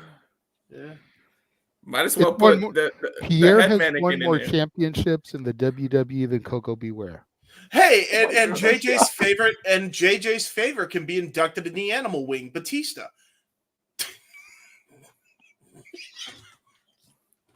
James? I don't know. Some of these picks that a Hall of Fame is getting like they need to make it a real thing because it's getting too watered down. Because at this point, you might as well do a match Hall of Fame, a weapons Hall of Fame. Yeah, true. No. You know it's late, and we're all in the freaking delirium mode. When he said to induct Batista in the animal wing, I went to something to a part of Batista rather than Batista himself. Oh no! The Spanish announce table deserves it more than Coco Beware. First Hey, freaking Jeff. ballot, by God. By the way, First speaking of ballot. which, Jeff, how big is it? Okay, we're not gonna steal every Conrad Thompson gimmick today, are we? Not everyone, right? Hey, that wasn't Conrad Thompson. That was what's his face? I forget. What's his name? JJ. No, it was Conrad asking Pritchard. The freaking but- mannequin, True. you know, Al Snow's head deserves it more than Coco Beware. Yeah, right. True that. It was Sean Oliver. It was Sean Oliver, by the way. Oh, that's okay. That's Val. That's right. Okay. But yeah, Al Snow's head, freaking hell, we're gonna do props. God damn. Anyway, we're good. Let's stop. that Shopping shit right cart for Raven. now. The Frankenstein dummy for Raven. Dude. Yeah. Dude. Yeah. True. All right. JJ. Got a couple more questions from Arlene that were starred. Yes. Should Nia Jax be approached by Solo about possibly joining the Bloodline when she wins the title because she deserves it? Yes, Yes. yesterday, today, and tomorrow. Just Yes, and I'll tell plain you and why. simply yes. Yes. Well, yes, because then you get Trinity on the babyface bloodline side. I was just gonna say that. Only if it Boom. leads to that. Only if it leads to that. Yep, that's how you get the ladies involved, right there. Yep, and Trinity is on SmackDown. Nia is on SmackDown. So Boom. Trinity becomes the number one contender to Nia's title. Mm-hmm. It's Just another it piece makes of the puzzle. sense. Yes, nicely Get done, the- Arlene. Get the Millennium Puzzle ready, boys. We're cooking up some storylines. Infinity Stones. All right, I've got Night. one more that's starred. And then if we don't get any other super chats, we'll go into the shows and get out of here. Very good. Do you think Corey Graves will have a match against Logan Paul after what happened at King of the Ring today? I'm going to go with yes. I was calling hope it so. during the show. Was calling it during the show. The way that he was getting up, getting into Logan's face, getting involved protecting Michael Cole was very reminiscent of the way that Lawler used to protect JR. Mm-hmm. And Lawler wouldn't wrestle every week, but he'd have that odd match once a year, maybe twice a year, and just pull out the boots to remind everybody just who the fuck he was. We've heard for the better part of the last couple years that Corey is cleared. He can compete if he wants to. He just hasn't wanted to. There's been no reason for it. I think this is a great opportunity for him to have a one-off blow-off match. Corey Graves versus Logan Paul for the U.S. title. Logan can retain. Corey goes back to the announce position. No harm, no foul. It's not like he's going to win the title and have to defend it every week. You know, but I say yes, let's give him that match. If for no other reason but for him to have a match so he can go out on his own terms. That, and also make sure his team is not made by Def fucking Rebel. Bring back the Antichrist team that he had in NXT, you bastards. Okay, that definitely needs to be a top 10 for us. The top 10 Def Rebel theme songs, because I think he's got some decent Yes. songs. Yes. He's got more good songs. I won't say he's got more good than CFO or Jim Johnston, but he's got more good songs than people give him credit for. Yes. So I agree definitely with think that. a top 10 Def Rebel songs might be something to look forward to for a dad's topic, Jeff. I say have Logan fight And Corey. we can even spin off and do a CFO one week too. True. There you go. Definitely have Logan face Corey. But because he's also a Pennsylvania boy, have Pat McAfee cost Corey. And that's how you get to Corey versus Pat finally. Because that's been stirring for a hot minute. Come on. I'm not gonna say no, but do you really want him to have another match that quickly? Like, I feel like it's the type of thing that, if anything, it's got to be Big Four to Big Four.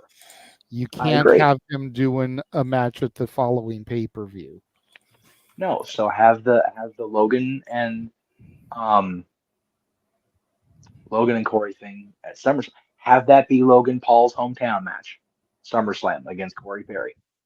That way you're getting him somebody he can be comfortable with, and it's not going to be this Corey Perry, Corey God. Graves. Sorry, I got the freaking rant on my mind ready to go. It's ready, by the way. If anybody wants to still have that happen, I'm ready.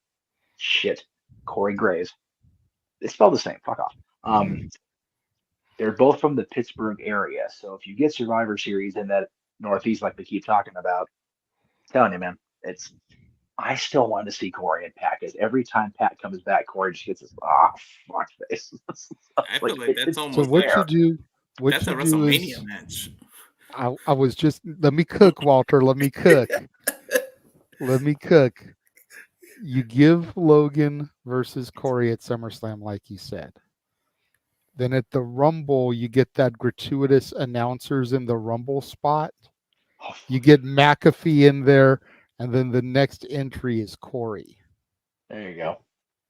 And then you get to them at Mania. That way you tell the story over a few months without having to be all up in everybody's face, and they can just take jabs at each other on commentary between SummerSlam and the Rumble. Mm-hmm. I want James to do a commercial. The sauce you can have, the secret cheese of mine. Let's do that. Hey, he cooked. That just gave him a couple of the ingredients. K-Screech. That's right. I get that reference. I know you do. All right, Arlene did send another super chat. Right on. Plug it. It's payday for Arlene. Hey, that's right. That's right. $5 super chat. Who do you have winning between Jade and Bianca if they face off at Mania with Bianca's undefeated streak? Ooh. Okay. As much as it pains me to say it, I have Bianca win. I don't want to fuck up the undefeated streak. Yeah. I love Jade, but as long as they protect her and she does not take a pinfall beforehand, it'll mean something when she gets pinned at WrestleMania. Yep. When they lose the titles, let Bianca be the one to get pinned or submit. Mm-hmm. You know, that way they keep this strength in Jade so that, again, when she gets pinned, it means something. Just like when Stat pinned her in AEW. Yep. It meant something. But you don't want to fuck up Bianca's undefeated streak. Yep. Ding, ding, ding, bonus follow-up. If Bianca takes the fall to lose the tag titles, who turns? Jade. Jade out of frustration? So that Bianca goes in as the babyface in the WrestleMania match. Mm-hmm. Yeah, me and him. Because me let's and be Ninja talked real. about it. Number one, everyone knows my status of Bianca turning heel. Valid. And number two, Jade is better as a heel. Oh yeah, yeah. We definitely So need to see you that let match. Jade. So you let Jade pull that trigger and just let her go. Yep. And by the time we get to WrestleMania, they're on Netflix. she can use that bitch and not have to censor herself. Yep. Like, you just fully turn her heel. True. Like I said earlier today, you know, I don't know if they can keep the titles this long, but you have one of them accidentally eliminate the other from the Rumble. Then a couple weeks later, they lose the titles. Then we go full tilt into Mania. I feel like they've established enough teams where Jade and Bianca can have that lengthy run. But a lot of it depends on how much Jade improves, and she's getting better. She did better today. It's true. I see where you're coming from, JJ. Yeah, but I think you go with Jade on it because yeah, you can Bianca, you can beat her before the streak becomes a streak because it's not really acknowledged as a thing right now. It's just between us, and we all know it, like wrestling fans. I mean, but on TV and WWE doesn't really call it a streak yet, the way they did with Taker. And granted, Right. it took Taker to be like what 17-0 or 10-0 before 10-0 before they even started recognizing, oh shit, he had a streak, and then they made it a thing. But I think if you beat it while it's still in the baby stages, it's okay to still recover. I mean, besides Undertaker, even Cena can lose at Mania. Even Rock loses at Mania. Stone Cold loses at Mania. So it's okay for Bianca to be able. Now I get where you're coming from, and it's just that. And I get where you're coming from, but like they don't refer to it as a streak, but they did say this past year that Bianca is undefeated at WrestleMania. They are already acknowledging that part. Yes. So I think you've got to go with it, man. If she is lean going into it. to be this face of the women for little girls, like, you've got to go with it. Yeah, I get it. I think it's just part of me is just biased because how I feel about Taker and how Taker is. No, I get it. Kenny I has get it. And I'm not saying that Bianca should get up to 21-0. Yeah. If I'm being honest, I don't think Bianca's going to last long enough to get up to 21-0. Her biological clock is ticking. If she's going to have babies, she's going to need to get out soon. So maybe you'd be able to get her up to 10-0. Maybe. But I don't see her getting to 21-0 and then 21-1. Right. I just don't see it happening. But Jade, I think it would make Jade. I think the fans would take more of an interest in Jade if they see that she's not this indestructible, unstoppable creature. Yeah. If you see a little chink in I the arm. think she would endear herself to fans if she took a loss to Bianca, and maybe the fans would turn on Bianca because they like Jade more. Then you run into that possibility as well. I get it. And then who better to give her that first loss than Bianca? Because if anybody's going to be the one to beat Jade, you got Bianca is the most believable. You went back to what you said about Liz. That's why she's the EST. Here's the thing.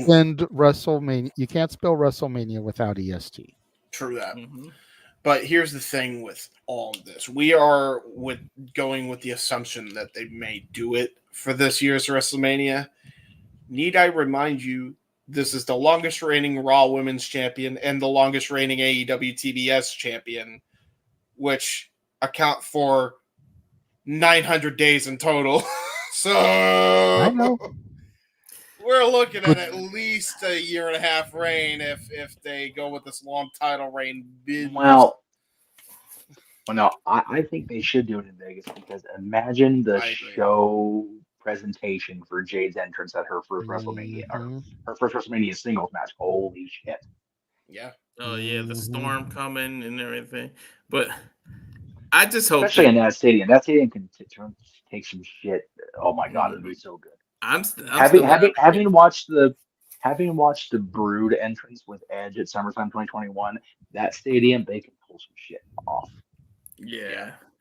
But then So, I'm do still an it. advocate that they don't have to. They don't have to break up and one of them has to turn heel and do all that to do. You can do it amicably. You can. There's teams that have broken up, or you can go. I said it earlier to Jay. You can go the Sean Hogan route. Is that he went heel for a little bit, but then he said, "I just had to know whether I could beat you," and then he went on to be in a babyface. So they could also pull that out. They don't necessarily have to go with one of them has to go heel and turn on the other. They could just, Well, hey, I had to know which one of us was the best of the two. We also don't need either one of them overselling and flopping around the ring like a fish out of water. Becoming a goddamn tumbleweed. Yeah, it was. Just that like one- freaking Marty Jannetty throwing himself through the fucking window. That coward that he is. Coward. Yeah, That Shawn was Sugar Michaels Glass, looked Cry after Me a his River. partner. Oh, it's so adorable. He tried to catch him. James was just too fast for him. The chicken shit.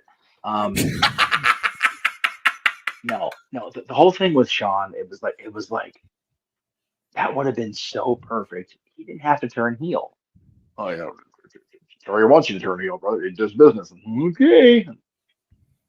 So bad. And yeah, Sean was a dick in that match. There's no doubt about it. But he earned being a dick because Hogan was a fuck. It's like, Yeah, Because in that Hogan was an instance- even bigger dick. That was the problem. Yeah. Well, he and again- out-politicked Hulk Hogan. Sure did. Yeah. And you know what? It's still Hogan's best single match at SummerSlam. So what are you gonna do? Yeah. I mean, Sean was a regular dick and Hulk Hogan was a porn dick. Put it like that. Well, How big was it? I was about to say Hulk Hogan and Terry Bollea have two different sized penises, so you don't know which one you getting on a particular day. Oh my god! You could Just get ask Linda. you could get the political chode, or you could get the megalodon. You know what I mean? Jeff just signed for the check. He's leaving.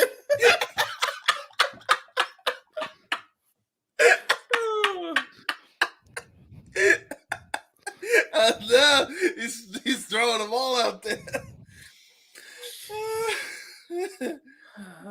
Shit. Oh no, Jeff went away. He's hitting all the buttons. Don't forget to tip your waiters, Jeff. Tips. Yeah, make sure you tip your waiter because the waiter then tips us bussers. We still have to clean up your mess. Yeah, true that. I know what you did there, James. I just tried to make that work. Sorry. What did you cook? My dad cooked mac and cheese at fucking 2:33 at night.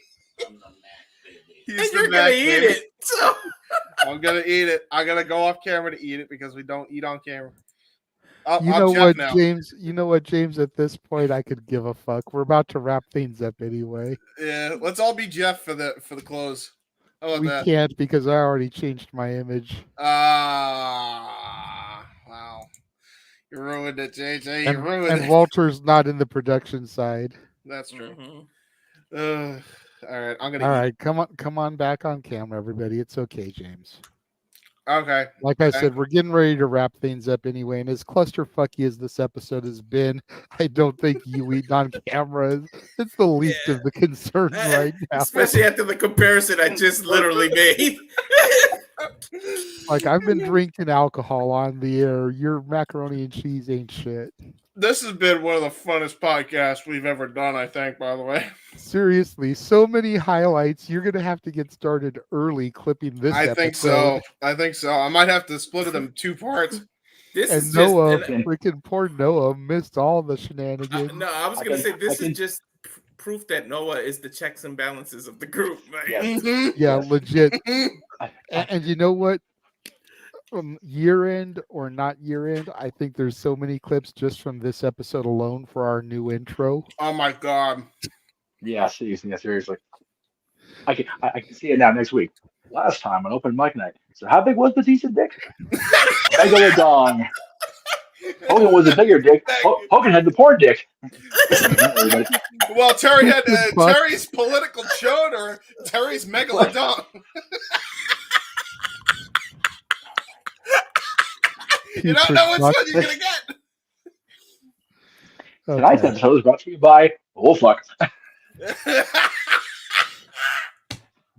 Oh my god. Oh fuck. That's great. We'll see if there's any super chats that come, but in the meantime, viewers like and, that. and you know what? Datilla put in the comments that she'd be here after she got done eating. She probably saw the shit that was going on. Was like, nope, nope. She said it's too hot for this shit in Texas. I don't want to.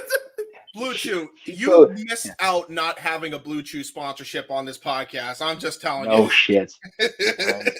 All right. You so know what? even though- I don't use Blue Chew, but fucking somebody else go out and buy it and have fun for us on our There behalf.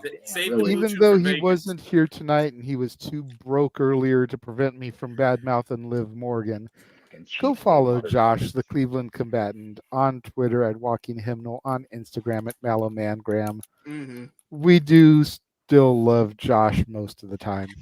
Most of the time. That's it. Follow Big G on TikTok, Big Baller G 1988, on Twitter, _Big Baller G, on Instagram and Threads, _Big Baller G 1988. Follow Datilla on YouTube at Rangers of Wrestling, where you can see her Raw, Dynamite, and SmackDown reviews, along with pay-per-view reviews, etc. when she's not at special events like today and actually able to cover it. And her picture with no one. That's right. The Invisible Man, Walter. Yeah, follow me on X. With Can't even do his Walter It's okay, Walter. It's okay. Breathe. Tranquilo. Outfire Farms. And of course, the Rage of Wrestling, where the next watch along for UFC is Saturday, June 1st. And of course, JJ just threw out some great top 10 ideas. So those are going to have to get done. And so, but that's it from me. You say it like it's a bad thing. No, I'm saying these are going to get done. They got to now. That's true. So today's show was actually sponsored by Walter's product because he filtered it through the screens. So that's why it's been so deep the last hour and a half. There you go. It's true that. And to answer Arlene's question, I know I did over the course of tonight. I'm not positive about Jeff. I'll tell you what, come Meech's Musings on Monday, we will be able to let you know for sure. But I know with tonight, I did. And tune into Musings on Monday, and Jeff will let you know then if he needs more or not. It'll still be before the end of the month. Yeah, because we've got that show, we've got Safeway Sports Bar, we've got Great Cherry Show, and we have Daz next Friday, which is going to be a fun show. So yes, we still got all that to get to, I think. Yes. Follow me on Instagram, the Renegade JJ Williams, on Twitter, ROWJJ Williams, on YouTube, Casa D18 Studios. Thank you to the 83 of y'all that are watching this insanity on the various platforms. Greatly appreciate that, whether it's Facebook, Twitter, or YouTube. Thank you to everybody that's joining us this evening. Follow the Barkeeps on Facebook, Dory Lou Hathaway or Mike Caldwell. On Twitter, Hathaway Lou or LB StatKid 1977. On Instagram, Dory Lou or Statboy13. Make sure you follow them on social media. Follow Greg Cherry at the Greg Cherry brand on the various platforms listed there. James. You can't find me, because I'm a nice man. On Facebook, Hebert, and Twitter and YouTube at JHebert95. I do really cool and dumb things on the internet. So yeah, be on the lookout for a new Jay Hebert side. It is going to probably drop Monday.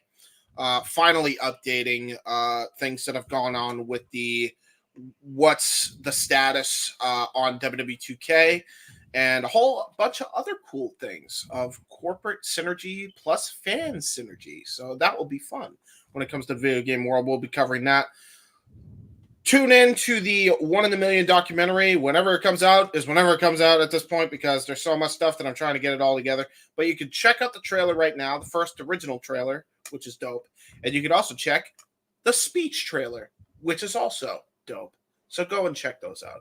Very kindly, and thank you. The One in the Million documentary, which is on par with the Guns N' Roses Chinese Democracy album that took about 15 years for it to actually come out. Yeah, it won't take that long. It ain't gonna take that long. Arlene says she wants to help us out, so she'll make sure she turns into Meech's Musings to see about that.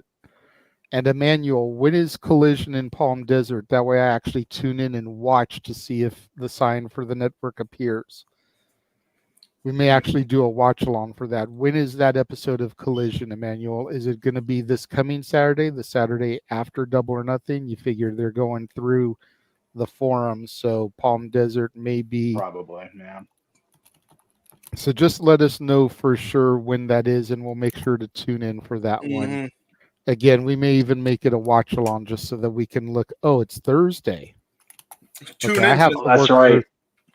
I have to work Thursday, so I won't be able to do that. But hey, maybe we can mend the fences. Hey, tune in to the next Jeff Beecham Network watch-along event. Where is the Jeff Beecham Network sign? It's like Where's Waldo, but different. Nowhere near the Megalodon. Anyway. make sure you follow the Simple Man Yes. at the respective social media sites there. nfoster1916 on Instagram and Twitter, as well as YouTube. Noah Foster on Facebook. I know he doesn't usually promote the other ones. He just mainly promotes Twitter and YouTube. Yes. But the man is around all the social medias, damn it. And the Twitter spots. But make sure you check him out there. Subscribe to his YouTube. Pay attention to the community tab where he puts his forums for the predictions. Those are also usually on his Twitter account, which again, nfoster1916, much like his YouTube account. Yes. Subscribe to the man's YouTube. Yes. We're trying to get his subscribers up like we did for Datilla. He's got a long way to go in comparison to where she was. He's barely in the 400s, and he needs to get to 1,000. He deserves So it. if the 84 of y'all that are watching aren't subscribed to Noah's YouTube, go subscribe to the man. Let's see an increase in his subs. He deserves it. Yeah. Yes, he does. He sure does. What he doesn't deserve, though, is us consistently plugging. Noah, that's what I call music. Noah, that's what I call slow jams. Yeah. And Noah, that's what I call Disney. I think of all the times you made that statement, this show was the most opportune time to fucking say that because he doesn't deserve it after this shit. If you missed our watch-alongs, our retro watch-alongs this week, go back into the archives. Yes. Check out our call of Over the Edge 1999, the night when the tragedy of Owen Hart's death occurred, as well as our call of Raw is Owen from last night. They were definitely two somber shows to try to get through and relive even 25 years later, but I still in my heart of hearts feel like it was the right thing to do. It was something that needed to be done. You know, the last couple nights I compared it to 9/11. Never forget is the catchphrase for 9/11, and we can never forget the senseless tragedy that didn't have to occur, but did anyways. Jeff, why don't you talk about this clusterfuck of a graphic? But before I do that, I just wanted to say, okay. There's actually one underneath it that is more updated, but that's okay. Yeah, with 9/11, I remember exactly where I was when 9/11 happened. I remember exactly where I was when the tragedy with Owen happened. So yeah, I will never forget that day as long as I live, ever. And if I could get into my friend's old house, he's not there anymore, but I could tell you the exact spot in his house where I was standing. So it's emblazed in my skull for all eternity, and it's an unfortunate memory, but it is what it is. Okay. Went ahead and got rid of that outdated graphics. We'll go ahead and say go back and check out our coverage of Keenan Quinn Durain from earlier tonight if you missed it. Yes. And make sure you come back tomorrow for our coverage of AEW Double or Nothing. Noah and James on the call primarily. Mhm. I will be sitting in the booth for at least 3 matches, as me and Noah both have to go timeless together for Tony Storm versus Serena Deeb. We all know I've got to be there for Mercedes versus Willow, and well, James turns his back whenever certain people come to the ring, so I will be sitting there to call the Elite Anarchy in the Arena match. Hey, at least they only have them in one match, so I just have to turn my back once. This is There you fair. go. So But think about how you are disrespecting Kazuchika Okada. it's not his fault. I know it's not. Okay, Listen, Snitsky. It wasn't Okada's fault. No, sorry. Don't punt the baby. Punt the baby.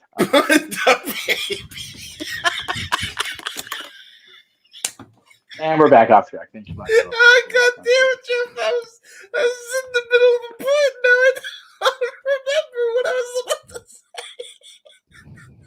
God damn it. After Double or Nothing tomorrow, you can come back and Yeah. pick all this shit up because we're doing all the things. All those we're gonna die. Yeah, all these plus Crown Jewel now, and then plus WrestleMania weekend. If we Which survive I want to see WrestleMania, this again real quick because I know I need the Death Before Dishonor graphic. I think that's it. Death Before Dishonor, Crown Jewel, and SummerSlam 2026. I think those are the only ones I need. I think I've got all the others of these. Yay! okay, yeah. So yeah, there's 3 more on that, even on that graphic. Yeah. So 21 scheduled watch-alongs, 22 nights, 23 nights. The WrestleMania SummerSlam are all 2 nights. Yeah. Between now and if we don't 2026. die, yes. If we don't die, then we will keep on keeping on, folks. Don't die or implode like the freaking Omega match. Right? Jesus. Oh, jeez, yeah. Don't. Well, hopefully it doesn't implode for other reasons. God forbid. And then, of course, as Jeff mentioned, this Friday, top 10 matches that were contested for the Intercontinental Championship. Yes. That should be a fun one to do. Quite so. My knowledge of the IC title is nowhere near as extensive as Jeff's, but it should still be a fun one to do. I'm really looking forward to it. I say you came in your fandom at a hell of a time for the Intercontinental Championship, man. 1998, The Rock, Hunter, Shamrock. It's such good stuff going forward. Oh my God. Yeah. The Eurocontinental Odyssey over 2 years. Yeah. Which started really because of what happened that we tributed 2 nights ago. There you go. There you go. Because D'Lo was the first because of him getting Jeff Jarrett. And All then right. I did see one That other D'Lo. graphic in here real quick. Of course, we've got 80s karaoke night coming up. The whole reason I'm June wearing this. 15th, Yep. which that is the same day as Clash at the Castle. But we will have the break in between. Thank God. Hopefully, I'm Thank not God. scheduled that day. If I do end up getting scheduled that day, which I should know within the next week, then we may bump it up to June 8th because I know I am not scheduled that Saturday. So just as a heads up to our viewers, we may bump it up a week in order to accommodate my schedule, as the karaoke shows are definitely more my bag than anybody else's. And it wouldn't be fair to have Noah seen and me not even be here for it. Yeah, there was also, I thought, talk a couple weeks ago amongst us about moving to the 22nd because of what Noah was talking about, but we can figure all that out later. As long as it's on a day that he's available and there's no other pay-per-view, which there isn't one on the 8th. So no, it's on the next day. Yeah, and unfortunately I have to work on the 9th during Battleground. Bomber. So Walter, brother, I'm gonna need you to have to be commentator for Battleground. Of course. Oh, he'll love that because I that's know. in the Apex. He's in his element. Yep. There I were mean, shows to if call. I get cut early, then maybe I can pop in towards the end. But Mhm. I legit started 1 o'clock that day. So, Yep. Okay. As we transition to the end of the show, yes. I first of all want to wish a happy birthday, in addition to Roman Reigns, because we acknowledge our tribal chief on this show, by God. We also want to say happy birthday to Disney's original Dippy Dog. It is Goofy's birthday today. It is still 10 minutes to midnight. It is. So, happy birthday, Goof. It's good to see you yesterday. Tracy got a picture with him because that's your guy as much as Mickey's mine. So, again, we started the show with our moment of silence for Richard Sherman, and we're gonna take about 5 seconds and then transition into the song, because this is, for me anyway, the definitive song that him and his brother wrote. Yeah, I mean, it was Walt's song. Yes, it was. That's the long and the short of it. This was Walt's song. When Walt would have a rough day at the office, he would go down the hall to the boys, and with two very simple words, play it. They would begin playing the song we are going to play to get us out of here. So, we thank everybody for tuning in, as we do every Saturday. We appreciate the viewers. Got almost 90 of you even still at 10 to midnight. God bless you, crazy people. For the Heat Man, James Hebert. Sure. For Mr. Reliable, Walter Cruz. For our moderator, par excellence, the Renegade J.J. Williams. and for Statboy, who was here earlier. Statboy, who was here earlier, yes. And for Datilla, who was sweating it out in Texas. God bless her. To see nobody.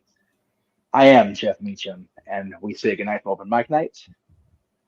Play it.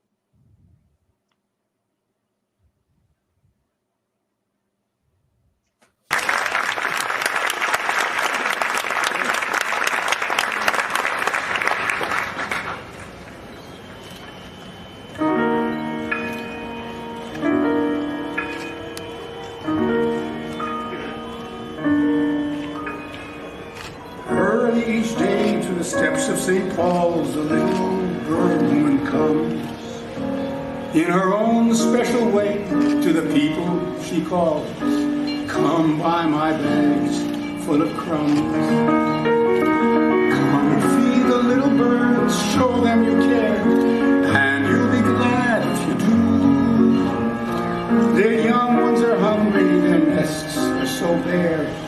All it takes is tuppence from you. Feed the birds, tuppence a bag. Tuppence, tuppence a bag.